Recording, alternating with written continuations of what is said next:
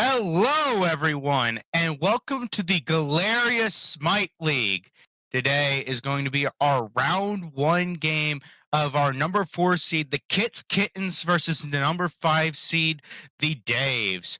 Today with us is me, myself, Bloody Lifetime, and with me is Zats. Hello. Thank you very much for having me.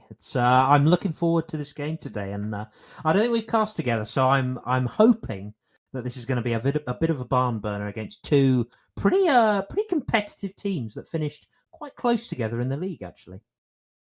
Yeah, these teams have had that chaos in between them, coming in at the number 4 and number 5 seeds. But not only that, having a match just the previous week where the Daves took it 2-0. So the Kittens looking to get some revenge. They might be the higher seed, but the Daves, on that lower seed, still proving that they have some fight in them. Yeah, certainly when you look at the story of the league so far, Dave's were struggling a little bit more than Kittens. But again, that last week, they may have managed to get the 2-0 result. Kind of unexpected, and I think that kind of goes with the meta that we're seeing develop sort of post LAN.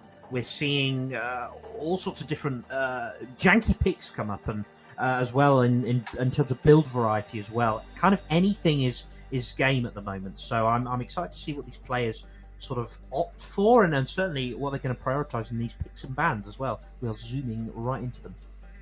Absolutely. And the Kittens, strong bans right at the start, getting rid of the Thor, the Marticarus, and the Kali. All gods that, if left alone, can hard carry and snowball games out of control. No surprise to see those gone as soon as possible. Yeah, I think they're all super strong picks, so no problems with getting rid of any of those. On the other side, getting rid of the Raven, I think, is perfectly fine.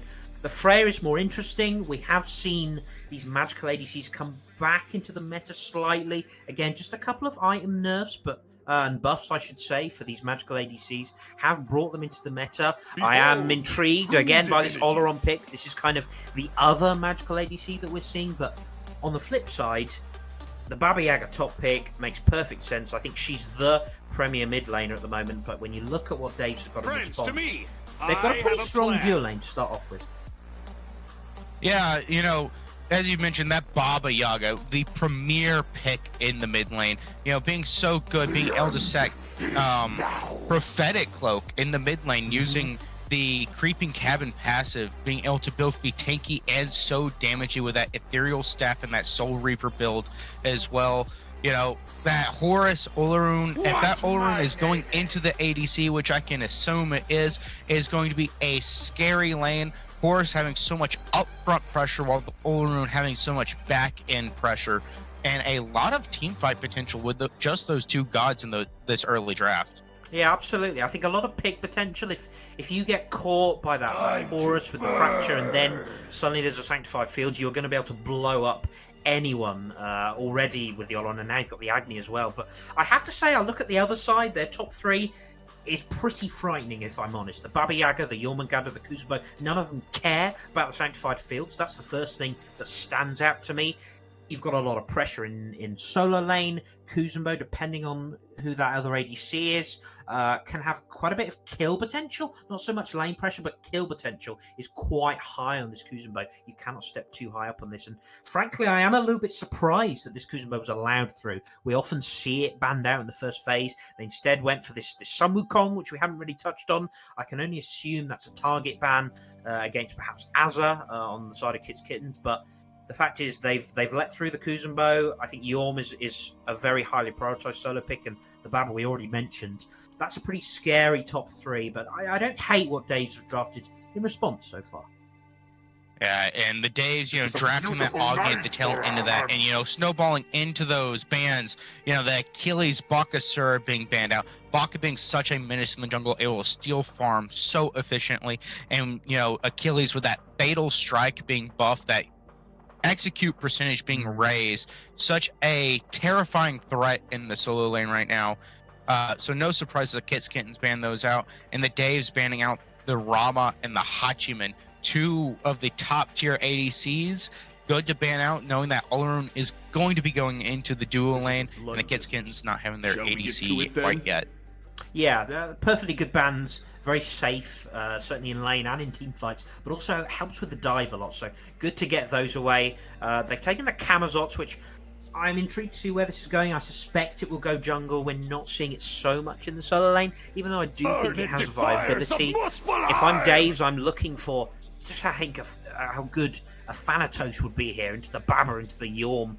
I think that would be such a great last pick. But on the other side, got a Susano. Never bad to have a Susano. I think the ability to one shot a backliner in the late game is still there. It can be difficult to do when you look at the Agni and the Oleron. But I think there's going to be enough space created by the Kittens that they can Wow. probably make use of this. And actually, it is. It looks like it's going to be the Camazot solo. The Nemesis, a similar kind of style to the Thana in a way, in that you're able to kill tanks very quickly. But of course, they do it in such different methods. The Thanatos is relying on that execute, which is relevant through all stages of the game. Nemesis, really, you have to be focusing down a target well as a team. You need to make sure that everyone is on the same page. And to be fair to the Daves, they have the comp to do that, to lock down this Kuzumbo or this Jormungandr and burn them out of the fight before it even begins. And then you've got the numbers advantage. That's what the Daves will be looking for. I like both comps so far, and I'm intrigued. I'm intrigued to see which way it's going to go. Well, what are you thinking? Which draft are you preferring? Right now, it's a real toss up. I'm leaning towards the Kittens, picks over the Daves, primarily because of this Baba Yaga, this Jormungandr. Having those CC immune ultimates, I actually feel like, just picks wise, that this Susano is a slight potential for a liability running into the sanctified fields, running into the Horus fracture, a lot of CC coming through.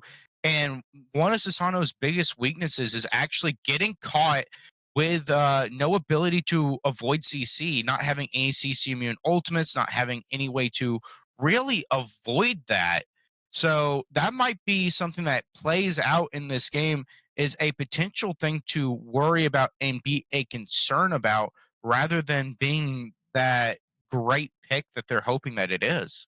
Yeah, absolutely. There is cause for concerns there. I already gone for the beat as Nereus, and it wouldn't surprise me if there's a Magi's shelter coming in later as well. I think it might always be necessary with the lockdown they have, which is pretty good. I will say, you look at the Nemesis, you look at the Camazot. Certainly on that side, they are a little Krakatoa light, but again, you've got ranged Agni stuns.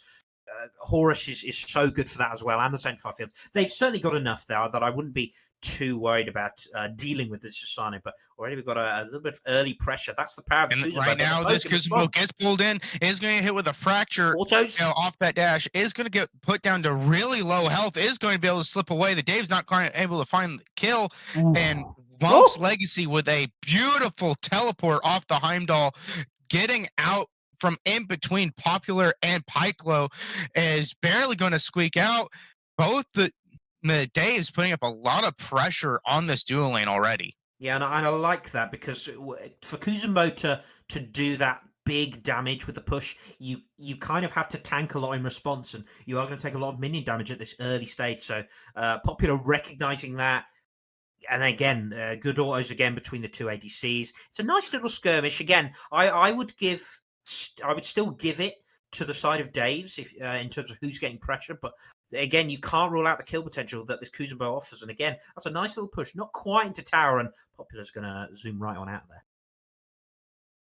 Yeah, this dual lane is, the Dave's having a lot of pressure there, having that Horus at one of the best early game supports that I've seen lately. And with a Oleron having that magical damage, having that split damage still between both physical and magical, it makes it a little bit harder for them to just be like, okay, well, we want to go into a sovereignty or any other item in this early game. Yeah, it's a valid point. Again, a nice double knock up there coming out. I have to say that I do think it's relevant, and I think it's can be important, especially in the dual lane fights. But hang on, there's action going on in the solo lane. 3-man rotation. This blue buff. 3-man rotation on this blue. The Ormagander going to use the consuming vapors. There Get it. is the Kamazats is low. The Susano going Oh, in. the Will get CC! the pull, and Ogabra will fall. First blood going the way of the Kittens. You know, wanting a bit of revenge, but on the flip side, there is a fight going on here. A purple buff invade. The Horus is trying to do so much work. There's Olrona by close so low, and Monk's Legacy will get the kill. Can this Shiba Whoa. UK get out? No. Popular with the fracture, with the updraft, will find the return kill. And, you know, 2 kills going the way of the Kittens very early on in this contest. And a first blood their way as well. Yeah, so pretty even in that dual lane. You trade 1 for 1. You do lose your Oleron, which is a bit more concerning than losing that Kuzenbo. I will also say that when you look on the other side, that's where it was more interesting, because you had a big rotation over to that solo lane. Ogie Bray and Archie Baker again. No real CC to talk about. I think there maybe was an ult available for Archie Baker at the time, but regardless, you're never going to win when your mid laner rotates over. And that was a nice recognition. They were well on time for that buff. And then the CC chain was ridiculous. You had knock into the pull from Susano. Diminishing returns don't matter when it comes to knockups.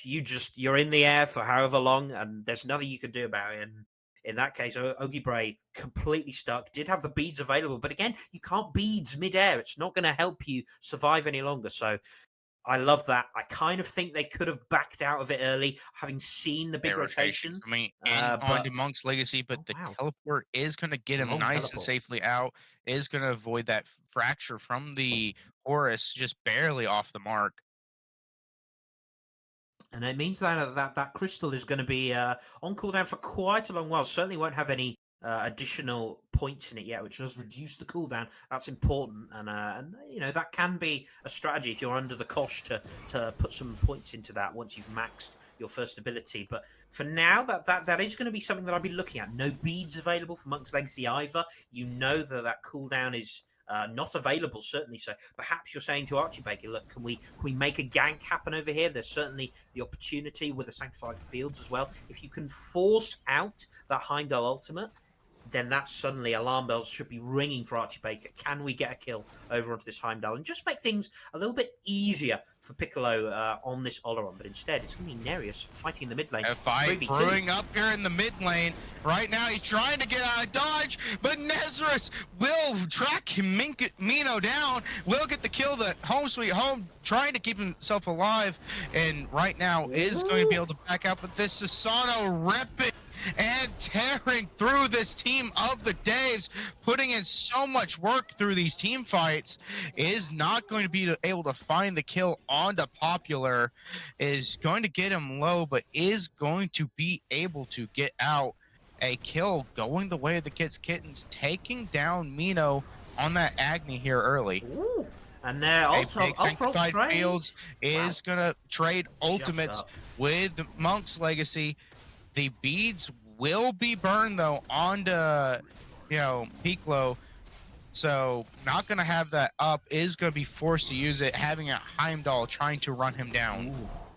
Yeah, that's pretty good trade. We were talking about how the advantage Dave's, but now suddenly it's switched back. Piccolo used the beat and the ultimate just to try and get a good trade onto Monk's Legacy. Did have that crystal backup, so was able to TP out. Still has the beads available. You're very happy with that trade because that Sanctified Fields has such a long cooldown, and same goes for beads. And now, again, alarm bells should be ringing for the jungler, but instead it's Nereus who, now you've got that opportunity to come over and maybe get a kill. What I will say, you're farming very efficiently in the jungle. Nereus has got some good kills on Minokino, who's perhaps a little bit far stepped up. And again, it's just easy work for the Susano to just latch on. He'd even used the pull, but it just doesn't matter at that point. Not enough peel coming out, because again, I think Popular went straight into the ultimate, and that actually meant that there was no CC available to help peel for Minokino. But again, Shiba trying to get a little bit frisky, is trying to go in. Nezarus is going to pull in Archie Ooh. Baker, but is going to have to retreat after taking a lot of damage on his health bar. Popular in this backline is trying to sneak up onto Nezarus, but not going to get pulled himself. Almost getting yoinked under tower. Chorus. And Nezarus is going to be backing up here. A lot of the Daves committing onto Nereus here, not really going to be able to do much, having that fast movement of Susano able to get in, apply pressure, and get out. Yeah, I think in that jungle 1v1, that's generally going to favour Archie Baker, even with only a Golden Blade complete Nemesis at this stage, just a little bit more potent, and you can use that shield as well. And Ogibrae trade. Throwing a lot of hands. Bat out of hell is going to come through. One hit onto Azza is going to try and flee, but right now, the Susano Nereus is trying to chase him down, but now he's getting smacked in the back, getting ran down himself by Archie Baker. Wow. Lots of autos coming through is going to force Nereus to back. Archie Baker now running for his life as Sheba trying to put in all this pressure here. We're using the push, not having anyone to follow up. Kittens in the mid lane, soloing Mino. A beautiful Baba's Brew smacking down onto him is going to take a kill there in the mid lane. And again, it just swings in favour of Kittens. Just as we think, well, that was maybe a bit of an even trade. No one really died. Yeah, maybe the Daves are just about all right with that. But then a solo kill in the mid lane, you so rarely see those. And especially with Agni as well, whose poke is so good. You can interrupt the mobility from Kittington. So, health bars were low on both sides. And that was perhaps one auto in it, a missed ability here or there. Unlucky, you would say, if you're Minakina, but a great look for Kittington and his team. That's a bit concerning now because the Baba from ahead is already a bit scary, I think.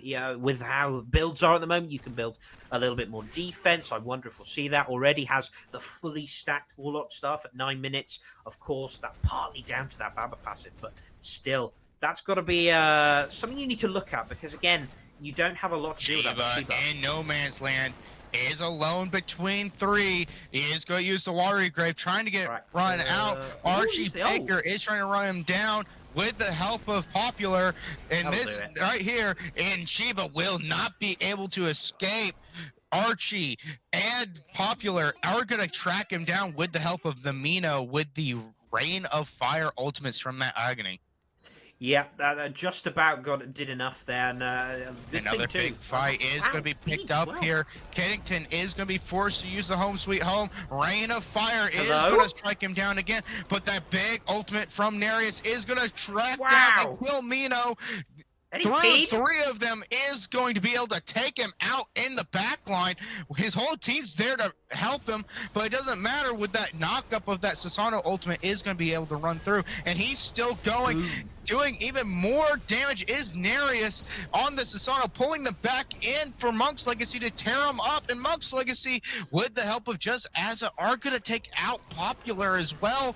A big swing in the favor of the Kittens, and now the Gold Fury is free, since most of the Daves are back in base the hard way. Absolutely bizarre, and it all starts with aggression onto Shiba UK, who's way pushed up in the enemy jungle, has to use the blink, which hasn't really worked in their favor so far. Then they get the pick onto Kittington, who had to use the beads and the ultimate. They just dogpiled in, but what it meant was that they used so much, and Nereus was able to get a very clean kill, didn't really have to use much.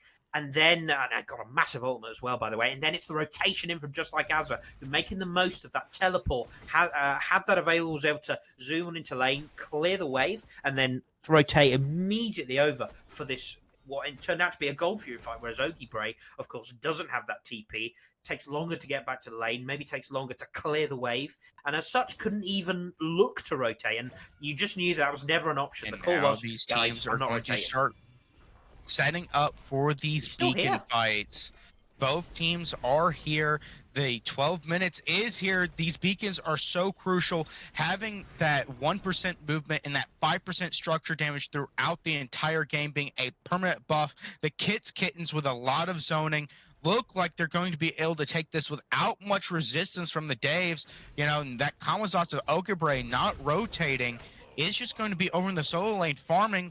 and that Jormungandr, just like as a rotating so much with that early game pressure he has from this Chronos Pennant, able to be there with his team zone and get a free sigil beacon without any contention from the Daves, and is a great thing for them.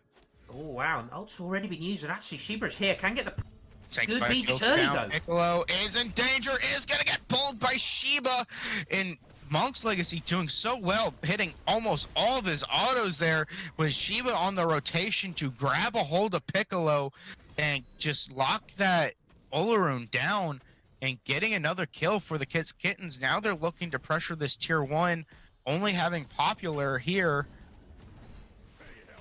I think the problem is when you look at these ADCs and how they're trading, you're always going to favor the Heimdall, because what you do is get aggressive and force that Sanctified Fields. If you don't have to use your ult, even better. Archie You just ult Baker out, and then you looking don't to have to worry come about it. in behind onto Could be too late, Monk's I think. Legacy with the Wow. Divine Retribution is going to go onto the Heimdall, but Shiba with a phenomenal pull. Uh-oh. In the mid lane, Nereus is going to get a beautiful pull on the Mino and just rain through with the Baba Silence on top of it. And just like that, Mino is exploded, and this Susano of Nereus is 4-0-2, 14 minutes into this game.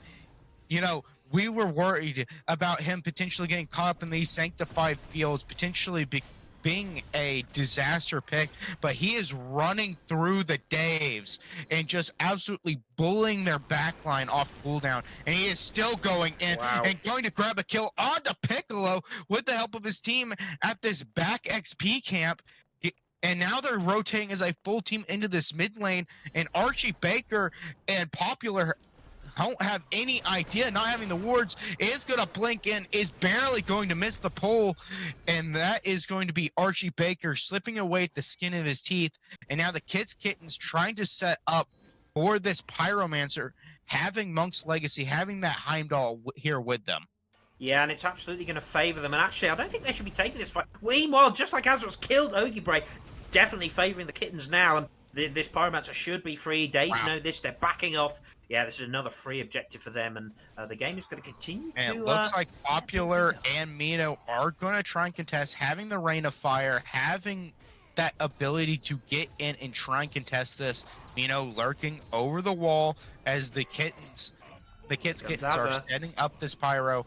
And right now they have a full team in behind them. Divine Retribution and the Rain of Fire are running in. And Nereus soloing Mino in the backline. The Horus of Popular tries to go into 5. The ultimate of this Susano barely missing, and Popular is not going to escape. Nereus, an absolute menace to society, finds 2 while they were lurking in behind the Kittens.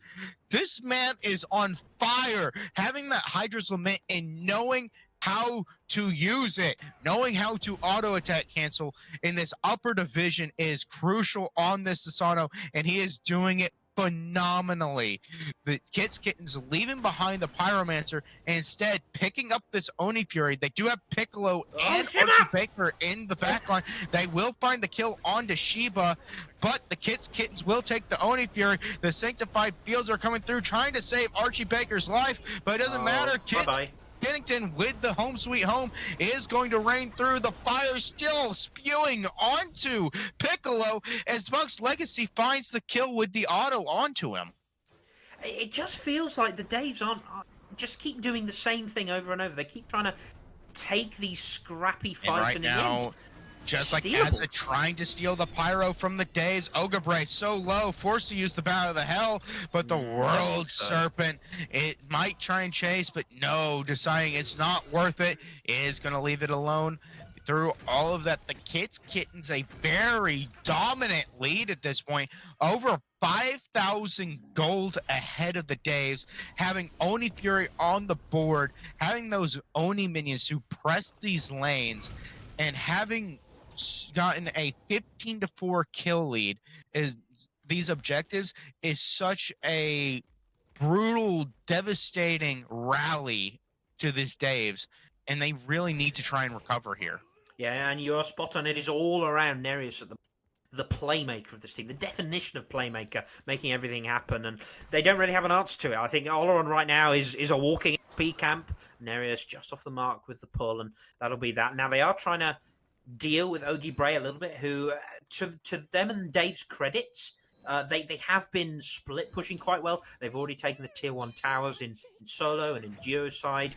That's kind of the best thing to do when you're in the map, telling their team to try and group up for this beacon that's coming up. The fracture coming through, but a beautiful home sweet home out of this Baba Yaga to immune the CC. But that is a early ultimate out of Kittens. Not going to have it for this second beacon fight of this game. That could be a potential catastrophe. Having so much CC on the days if they're able to lock down that Baba. However, with Nereus and this Jormungandr and a full 5 stack here for the Kittens, I'm not sure that the Daves can really do much about this. They are going to try and rain in the fire. They're not going to find much. And now Horus trying to ult out the World Serpent right through. And Kittens is going to find Mino. And with that, Nereus will fall for the first time. Archie Baker with a blink into the backlines will find it. Is going to try and chase down the Baba Yaga as the Horus and Piccolo fall. This Nim and this Kamazot's in the backline alone now. You know, losing half your team, but knowing that Kittens and a few of them are low, are going to try and fight over this beacon. But Heimdall is raining true, and just like that, Archie Baker will fall. They got a phenomenal shutdown on Nereus, but they will lose a 4-1, and the beacon, you know, everything's still going the way of the Kittens, what looks like to be a catastrophe for the Daves. I have to say that you're kind of not too unhappy with that fight. First of all, you got the shutdown onto Nereus. I think you got it onto Archie Baker, and that was a 7-0 Susano. That's massive. And in fact, if you look at the goal difference, it appears to have gotten smaller, you'd have to say, after that fight. Despite it being a 3-1 in favor of the Kittens, you killed Nereus, and that's key to winning these fights. You kind of have to, if you're the Daves now, you need to basically ignore your backline and hope they can put out some kind of damage before they inevitably die, which is exactly what's going to happen. 12 times combined between the two backliners. What you have to do is hope that Ogie Bray and Archie, and I would argue Popular, needs to be with them. You need those 3 to just heavy dive whoever you can get on. In that case, they were able to lock down Nereus. They got a lot of damage onto Kittens. Maybe a little bit more focus might need to be onto Azza and Monk's Legacy, who feels like they're free casting a little bit. And in fact, those two are top of the damage charts at the moment. But if you can do that and stall a little bit longer, this is not a 1v1 where you want to take Piccolo. And Piccolo is launched into the air with the Heimdall ultimate. It is going to be caught using the Aegis. A awkward Aegis should have just taken the death, but now that's a cooldown down. And Monk's Legacy with another kill. And, you know, we've been talking so much about Nereus through this game, but can we talk about the rest of the Kittens? You know, just like as a 4-0-8 on this Yorm has been rotating nonstop and doing so much work atop the, you know, him and this Heimdall of Monk's Legacy just absolutely fragging themselves. You know, Monk's Legacy is 5-0-9, and they have the top 2 damage numbers on the board. And, you know, while getting another Gold Fury here for the Kittens, the Daves are going to take a Pyromancer, you know, trying to claw their way back into this. They still might be 6k gold down, and it looks like the Kittens have an absolute avalanche brewing. But the Daves trying to claw their way back into this, trying to stay alive, knowing that this is round 1 of playoffs, that this best of 3 set will mean whether they stay in the league or whether they go home. And I will have to say, to Dave's credit, they've been very happy to give up these Gold Furies. They know when they're beaten, and actually they've responded quite well. They've taken 2 Pyromancers now. They've got 2 Pyromancer bombs as well, worth mentioning. That's useful for potentially stealing FG. Also useful if you get the chance to maybe sneak a tower or a Phoenix, because again, split push is going to be your friend. Piccolo should not be in these fights at all. And the fact is, Piccolo should be in right lane, or left lane, I should say, split pushing down these towers, maybe trying to get to a Phoenix. But look at the damage onto Mino. It's going to force the Pete's and Aegis, and Mino will fall. Darius, an absolute menace, goes in 1v3, takes him out, and with that, the Horus ultimate, the To the Sky is trying to get out, but it doesn't matter when the entire Kittens squad is cascading down around him, going to take him out before he can get out. And now the Daves are on the back foot, down 3-5, as the Kittens are starting up this fire giant. And Azza looking to zone, using the Scourge, and the Sanctified Fields will come out of Piccolo, but it doesn't matter when the entire team disengages from the Fire Giant and collapses onto you. You're an Olaroon. You're by yourself. You cannot defend this. I can't believe they're still here. Ogapre and Archie Baker trying to stall for Popular and Mino to get back up, hoping that Mino can get back in time. Shiba is going to kill himself in order to keep the entire team of the Daves in the back line and off of them. And the Kittens will be able to get this Fire Giant, but Ogapre and Archie Baker are going to track down Kittens, not going to allow the Baba Yaga to keep their Fire Giant, not allowing them to get out. You know, that's 3 people with the Fire Giant, but you gave a big advantage back to the Daves. You know, bringing back in, getting 2 kills, you know, able to now kind of have some control over the map for the first time this game.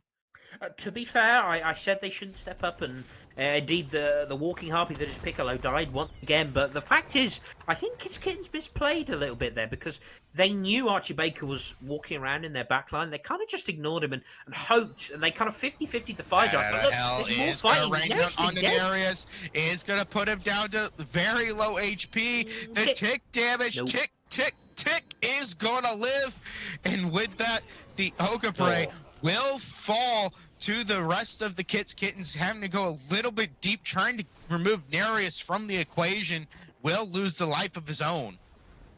Again, it's just odd little fights, and although they nearly get that pick, again, it's onto Nereus. I kind of think Nereus has been a problem throughout the game, but now at this stage, you need to try and find some focus onto someone else. Can you lock down Azza, who's not got the tankiest build in the world? Still pretty hefty at this stage because you don't have a lot of damage coming elsewhere, but can you try and commit onto them, or can you kill off Monk's Legacy? And now the Kittens are running it down mid, are going to take the tier 2 tower here, as they're going to keep pushing. The Baba Brew off the point is going to force out his Aegis with the Rain of Fire, but Kittens is going to try and keep in this backline. And Nereus soloing Popular over the dual lane and forcing out the Sanctified Fields. The World Serpent is going to rain in, but Kittens with the Baba Blast Off is going to help Monk's Legacy out in the backline, and it's going to keep running it down, hopping in onto this mid laner of Mino with the Home Sweet Home is going to take him out. That's 3 kills going the way of the Kittens, as well as the mid bird. But with 2 tier 2s up, are not going to be able to end the game, even with the Piccolo Sanctified Fields out of the equation. Deciding to back up, knowing they lost their support, hoping to bait in the enemy team, and Nereus baits in Piccolo and blows him up, doing 3/4 of his health bar with the freaking whirlwind of attacks. And just like Azza is going to confirm it with the venomous haze. And it's such an odd fight. They get the 3rd beacon, so we're going to see Titans soon. That's not any good news for Daves at this point. But you have to say, it looked like they held onto that Phoenix. It's a bit unfortunate that Popular was in right lane, I think, and unfortunately got picked up by Nereus. Perhaps was trying to back, and Nereus was able to stop that, because they might have been able to fully defend that mid Phoenix. But in the end, I think they just had to use a bit too much to get to that stage, and it was at such low HP they couldn't do anything about it. Another Pyromancer going to go the way of Daves, most likely, unless Shiba can steal. No, but that's a 3rd Pyromancer that has gone the way of Daves, and I like this again, that they are playing it as smart as they can. I just think you need to keep fighting around. Maybe just split the map up, I think, because if you can force one player to go off and try and kill Piccolo in the left-hand side lane, for example, then suddenly you don't feel as bad, because a 4v4 is better than a 5v5 at this stage. So I think they need to split that up a little bit if they can. But if they can keep stalling this, give up this next FG, because it won't be enhanced there. It's unlikely that Kittens will wait 3 minutes for enhance, or they could. I think you just give it up. And now they're going to this solo lane to fight with the Unleashed Titans. You know, the Kittens are kind of snowballing out of control, having a Primal Fury buff, having all 3 Stygian Beacon buffs right now, Mm. having so much slowly snowballing out of control. They have the damage, they have the gold, they have the levels. Right now, Kittens are in the driver's seat and they're pushing with their Titan to attack this solo side tier 2. And right now, they are setting up, trying, doing this little dance as their Titan walks in, knowing this is a 5v5 situation. How will the Daves respond? Right now we have that Oh, lurking of the Susano in the back line, thinking about going in, kind of hesitating, lurking, and these teams are got a right quick in the pause there. middle of chaos. Yeah, I Yeah. have to say they don't have Fire Giant. It's worth pointing out they have lost their Fire Giant buff, so the timing of these Unleashed Titans is actually not great for them. They'd preferred, and in fact, if they perhaps been a bit smarter about it, they could have stalled that third beacon, timed it so that they get Fire Giant just as the Titan is pushing. Then you can suddenly look at this right hand side Phoenix with your Titan. Then suddenly that I think that's game over, honestly, for the Daves. But the fact is, they should be able to kill this Titan as long as they don't get picked off. Give up the tier 2, but kill the Titan. That's the most important thing. Then you can look at maybe defending this FG. But honestly, I would just give it up. You've lost your mid Phoenix, which is like the best one to lose if you had to choose. You're giving up FG. It's not enhanced. You can actually look to defend around your Phoenixes if you play it properly. If you don't get picked, that's the key for this next tier 2 siege. Yeah, and I completely agree with you. Right now that they're completely on the back foot and having a lot of pressure coming through. And it's going to be interesting to see how the Daves react to it. And we're getting right back into it as the Titan slaps away and will take down the tier 2, as they still have a quarter HP on this, but they're going to let it go, try and back out, get this Fire Giant, and kind of force the Daves to make a play. What I'd love to see the Kittens do, it would actually been to hug one of the walls and set up a ambush on the Daves as a full 5-stack instead of pulling this Fire Giant, since they know that it can be a bit treacherous having the Ogni secure. But right now they are going to get down to about half. The World Serpent will They come need to drop out this and fight. as he's trying to go on to Piccolo here. Is going to hit him once, is going to hit him twice, and will hop out, forcing him What's to Kid doing? be back. But Kiddington is going to be a little bit too far forward, is going to get blasted, and the bat of hell coming through will take down Kiddington, and Archie Baker will take out Jormungandr of just like Azza, and now right now the Daves have a 5v3, getting 2 picks, feels like just like Azza baiting in kidding his own teammate Kiddington there, thinking that he was going to go in, thinking that he was going to keep fighting, but using the last use of that World Serpent to hop out, kind of leaving Kiddington in shambles and in a bad place. And now the Daves trying to start up this Fire Giant. They're going to try and chase down Nereus, and Ogrebrae doing a lot of damage with the blink on. Nereus is going to fall. The Fire Giant is at a quarter, and the Daves are going to take Fire Giant and going to get Sheba as well. Another kill going their way. A little bit of a question of why the Daves didn't try and hold the Fire Giant for like 10 more seconds to get that enhanced Fire Giant to really swing this game back in their favor. But a Fire Giant is a Fire Giant nonetheless, and the Daves are back in this game. Ridiculous. I could have never seen this coming, but the fact is, we saw a glimpse of it earlier. They held onto Fire Giant for much too long. As I was doing a lot of work in the backline with that World Serpent, and there was kind of no response. And in the end, it was Kittington who was like, hang on, we should be fighting this, and had to step up to try and do some damage, and got blown up very, very early because you had to position so high. The question for me is, why on earth were the Kittens not... They weren't doing one or the other, right? They weren't full-on committing to fire and 50-50ing it. They weren't backing off. They weren't taking the fight either. And the problem is, you suddenly end up in what is a 5v6, because you're fighting Fire Giant as well. And that is always a losing fight. In the current meta, you cannot fight 5 other members whilst tanking Fire Giant. It just doesn't work for you. And even with the massive deficit that the Daves had, they were able to walk in, get a load of picks, take Fire Giant. Could have been enhanced, could have been game if they weren't so far behind and had taken more than no tier 2 towers. But now they're on the front foot. It's not EFG, so they still need to be wary. Now this fight is coming in a big fracture, gonna come through right at the start. Shiva taking already half of his health. Nary is trying to get into the back lines, but is gonna start getting ran down by Archie as the entire team of the Daves are trying to regroup, forcing Nereus out, but Archie is not leaving him alone, still chasing down Nereus over there in the mid lane, and finally gonna get him out and creating a lot of space for this Dave squad, but everyone kind of looking a bit bloody here. You know, half health for the Horus, half health for Archie, half health for Piccolo. You know, with this Fire Giant healing, what can they really get here? You know, Archie Baker and Ogre are trying to lurk in this jungle. Finally, Archie regrouping with the team, trying to keep Nereus from coming in behind him. But this tier 2 is not falling at all.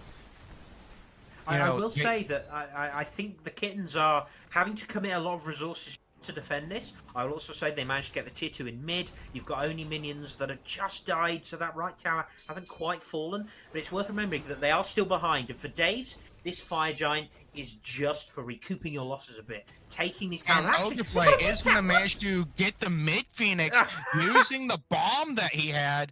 Is going to have one minion still there. Is going to just rob it away right in front of Kittens' face. And that's a great play by Ogre, you know, splitting up the Kittens, forcing them to be like, what are we defending? Because we can't defend everything. And getting the bird and out. That is a big play by Ogre, and what a great, you know, I guess mental misstep by the Kittens that assist the Daves there. It's bizarre, again, shot calling, I would say. You know, you've kept up tier 2 time, but meanwhile, you know the split push is going on. You know that's what they're looking for.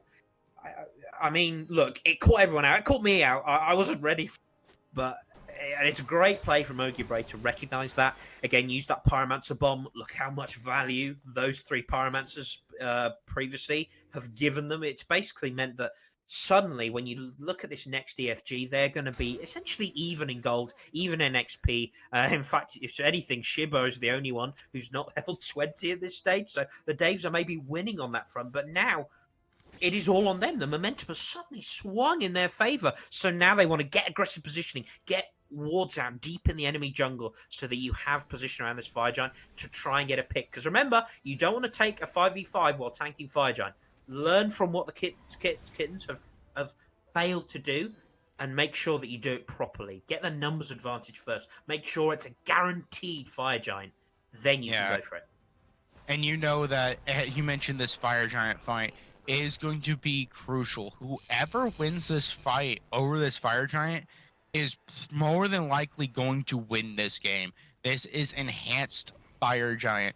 It is the big buff that ends games. As long as the teams can keep enough people alive, this will end the game after this next fight. The Daves having the control over the Fire Giant pit, forcing the Kittens to try and make their way in, and you know, Nereus is kind of like in a tricky spot because Archie Baker and Ogre are going to try and take him out of the equation early on in these fights. They're going to try and get a kill onto him or onto this Baba of Kittens. And Kittens is already forced to use the Aegis.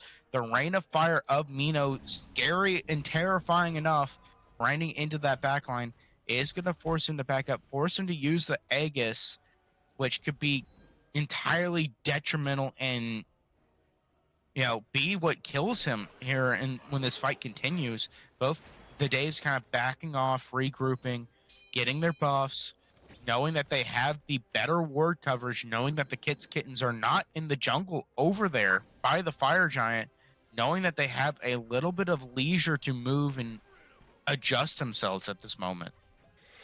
Yeah, I mean, on the one hand, the poke from Kittington was absolutely massive, and On the other hand, you had to use Aegis to even step up to try and get that poke, and the healing coming out from the Daves And is the quite a lot Dave's better. looking for something here. You know, both these teams in this mid lane, kind of doing this little jittery dance, looking for an opportunity, and it is going to be who pulls the trigger first. Yeah, and again, I think that's going to favour a team like the Daves if they're able to just jump on the backline and burst them down, because they have so much of that in terms of backline dive. Just being able to take out a backliner And look at this, immediately. Ogre Bray Wow! is going to get attacked in the back. Is going And to he get caught ults. up by Nereus with the pull, and now it's a 4v5. Nereus, seeing that gank was there, and a good beast by Piccolo in order to stay in the skies, in order to get the escape. Shiba was not wanting Piccolo on that Olaroon to get out of dodge, but you forced to use his beast to avoid the watery grave knockup to stay inside the horse ultimate to disguise to get out. A good use of the beast, because if he did not get sent back with him, he was going to be feast and famine with 4 of the kittens surrounding him. That's just a straight up mistake, I would say, from Ogre Bray. No beads or blink use, no ultimate use, not respecting the damage that Nereus is absolutely throwing out. Has the Thunder's Hammer online. Kittens burned down. Is going to get blown up. Hello? And absolutely destroyed by Archie Baker, and Archie Baker runs through Nereus as well. And this looks like disaster here as the kittens are getting blown up. Absolutely ran through right now, and Mino, is still running with this. The Rain of Fire smashing into so many of them, and Archie Baker, what a legend on this Nemesis. Nemesis, one of those gods that the smallest amount of CC spells disaster, but that's the truth for both the Susano and this Nim in this game, and they are just rampaging through these backlines with the help of their CC of their team. I tell you what, it helps when your backliner is tanking a low damage from Fire Giant. Ogre Bray is doing a little bit of zoning. That's stealable from Azza. Just like Azza is going to get the pull down, but it does not matter that, because the Daves will be able to get it. So much damage onto just like Azza, and just absolutely barely slipping away, almost getting decimated before going into the World Serpent ultimate. And now the Daves, full 5, have enhanced Fire Giant, and this cannot look any worse for the kittens. Having a commanding lead throughout this game, being absolutely on fire through the first 3 quarters of this game, the first 30 minutes of this game, and then finally spelling disaster right around that 30-minute mark. And the Daves are back in it, have a gold lead themselves, and have enhanced Fire Giant. And you have to say that is something that the Daves have done so well. They've been really clean playing around the map.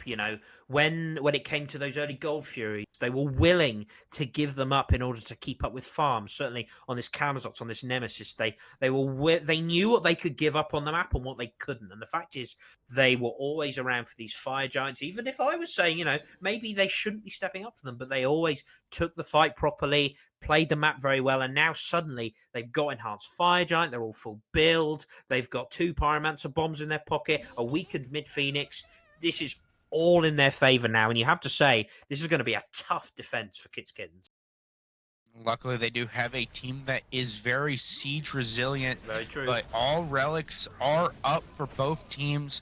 Ogre Bray trying to do some stuff over on the solo side, trying to harass Nereus and those birds, knowing he has the bomb.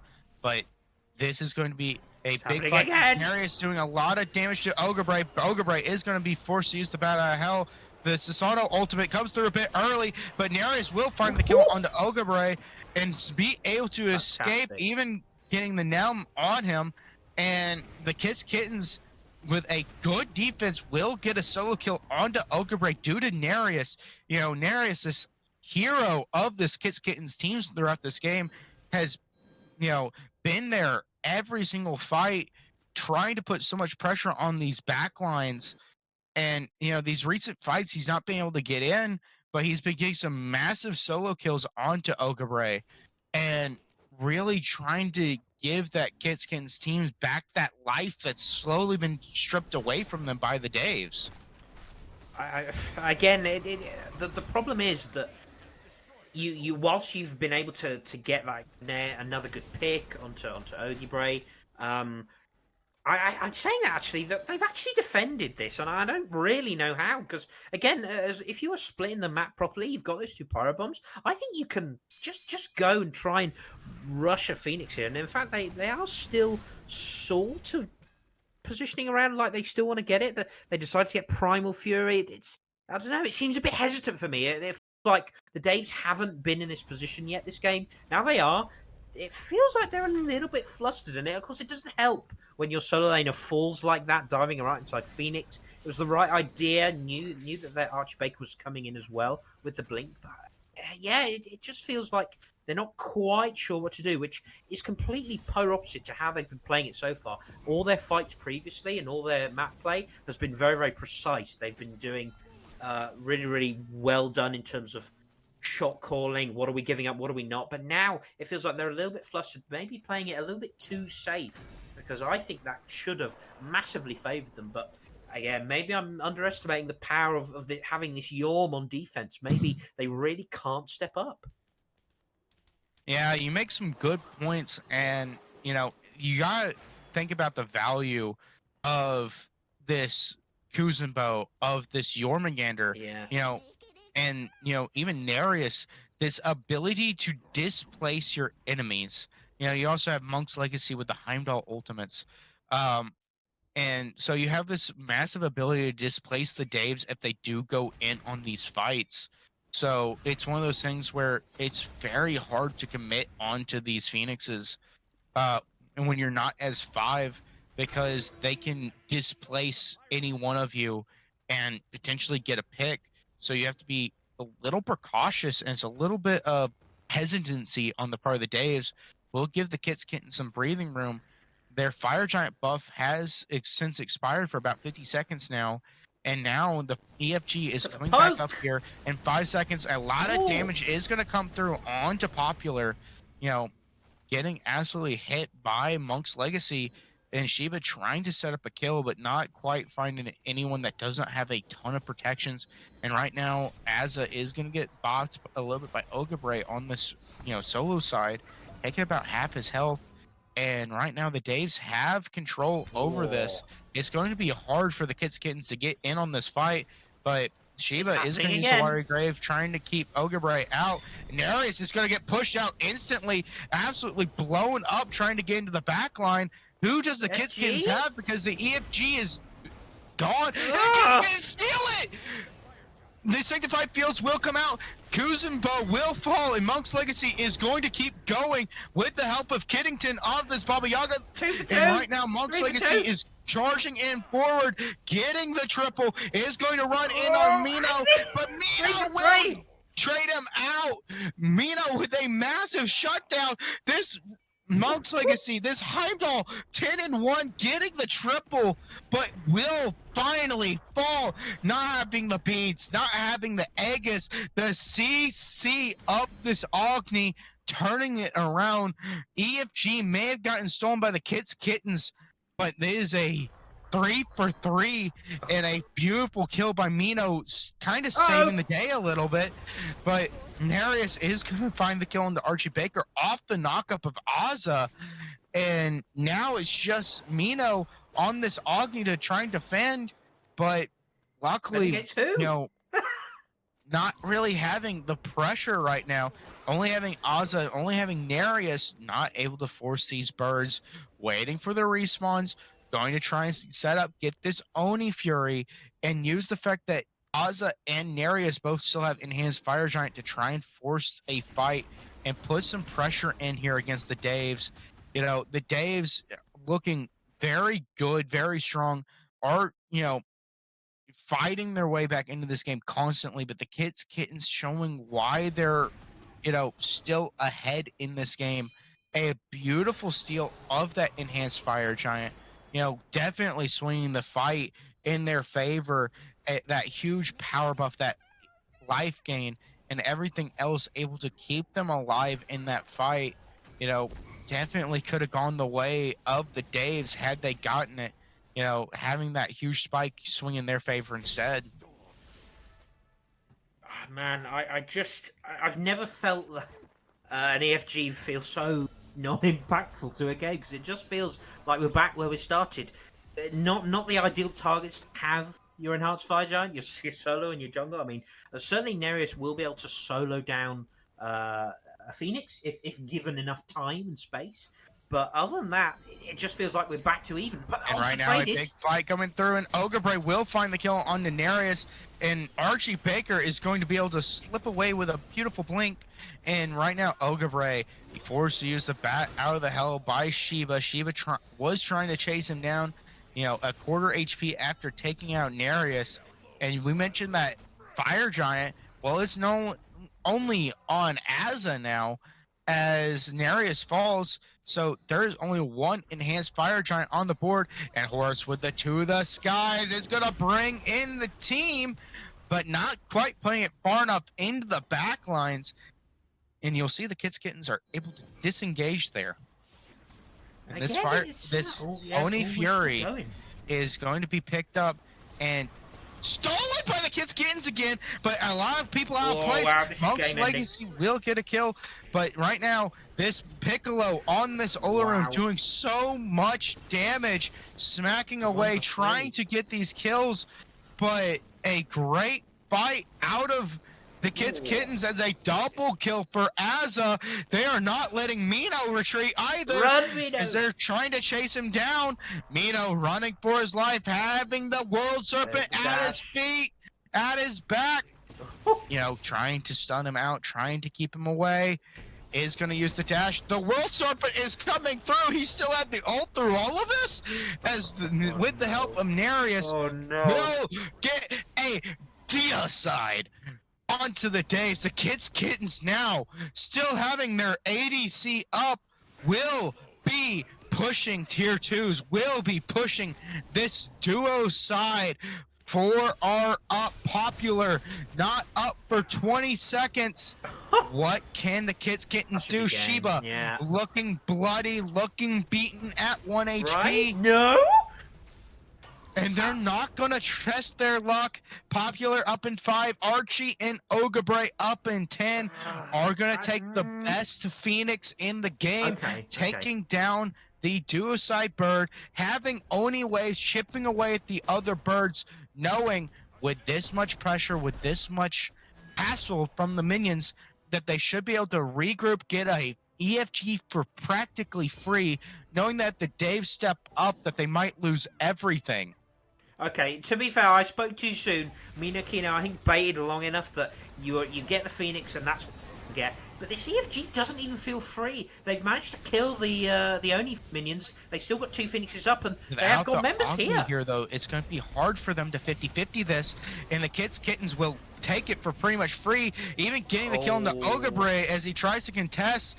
The to the skies trying to escape, trying to get everyone out, and the World Serpent raining in. 1 hit, 2 hit, and that's a dead Piccolo, as now he's still going into this backline. Archie Baker and Popular trying to escape the Baba Yaga on the other end, and right now Archie Baker at 1 HP, fearing for his life. Kiddington is going to hit a pick, but not going to get the kill, is going to get that Baba Brew, but is going to follow through. Archie Baker has fallen, and in the meantime, Nereus, our king, is taken out. There we go. This pick on Domino and him, Azza, and Legacy sitting on the Titan, while Kiddington and Sheba zoning out Popular, and wow, just taking out the Titan. The game 1 going the way of the Kittens, just showing a dominant force throughout that game. The Daves showing what their fight, showing why they won last week 2-0 versus the Kittens. This is a grudge match, and the Kittens will take game number 1, knowing both these teams are so close, so resilient, and knowing that they want to catch each other's hands, knowing they want these fights, and just absolutely a great ending for the Kittens. taking game number 1 of the set. Ridiculous game, and it felt like that was so much more difficult than it needed to be for Kit's team, I should say. But I think they did a lot right when you look at how the way Dave's again. I talked about their map play, but in the end, it actually came down to they kind of did what Kittington's didn't need to do, and that was fighting around FG and tanking it for a little bit too long. And then, even when they got EFG, I felt that they were a little bit too hesitant and trying to break down the base. Because I think if they managed to take down that left-hand Phoenix and really gone for it, even if you'd lost a couple of members, that would have given you the opportunity to end should that happen again. But in the end, they just about got away with it. I saw a lot that I liked. I think Monk's Legacy had a phenomenal game. Only died once, and that was quite late on, it has to be said. Neris ran the early game. Kittington did a lot of damage, same as Azza. They did a lot right. I would look to see them have, again, more early pressure going to game 2. I think if you are the Daves, you can look to draft something a little bit similar, but maybe look for something a little bit safer on that ADC pick. That might be a good idea. Certainly, if you could grab something like the Hatchet or the Ram, that would be great for just keeping them alive and helping out with the dive. But we'll talk about that when we get to draft, because we need to take a break after that roller coaster for game 1. The Kittington is able to pull out game 1 in dominant fashion. As a legacy in Monk's Legacy, only dying once. The very Nereus only dying 4 times with 14 kills. A dominant showing. And now the Days are on the back foot, forced to kind of regroup mentally as they go into game 2. And we're going to take a short break as we get set up for game number 2, and we hope to still see you all there.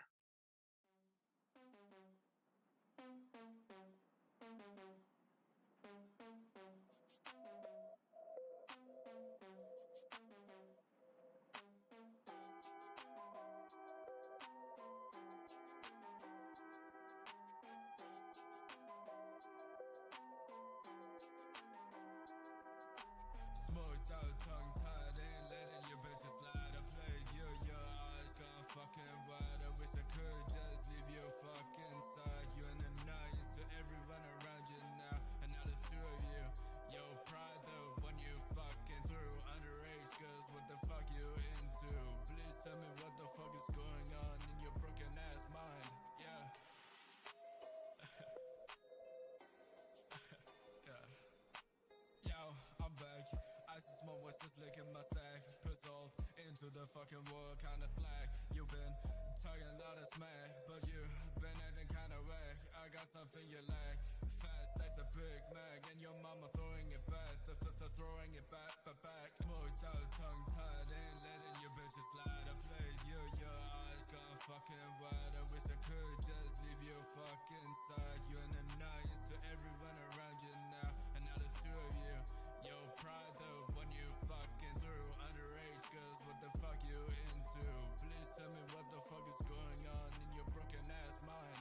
Yeah, you think you hot shit, but I think not, bitch. Be switch, got me in a different pitch, bitch. Built like a fridge, only get in touch cause people wonder what is inside. Wonder what's inside, nothing cause you spread them cheeks. Right for whoever you fucking decide. You lay your pride in how many people been inside. Acting like you're 10 when your body can't directly correlate with how many fucking lied. Just straight to your fucking bone. Yeah, go the fuck home. Yeah, go the fuck home. Yeah.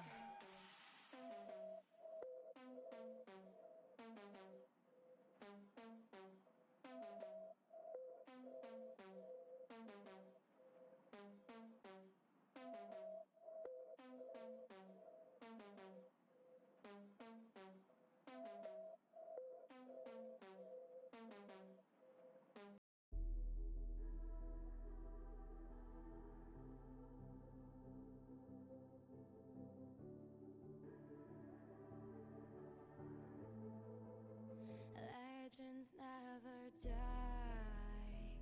when the world is calling you. Can you hear them screaming out your name? Legends never die, they become a part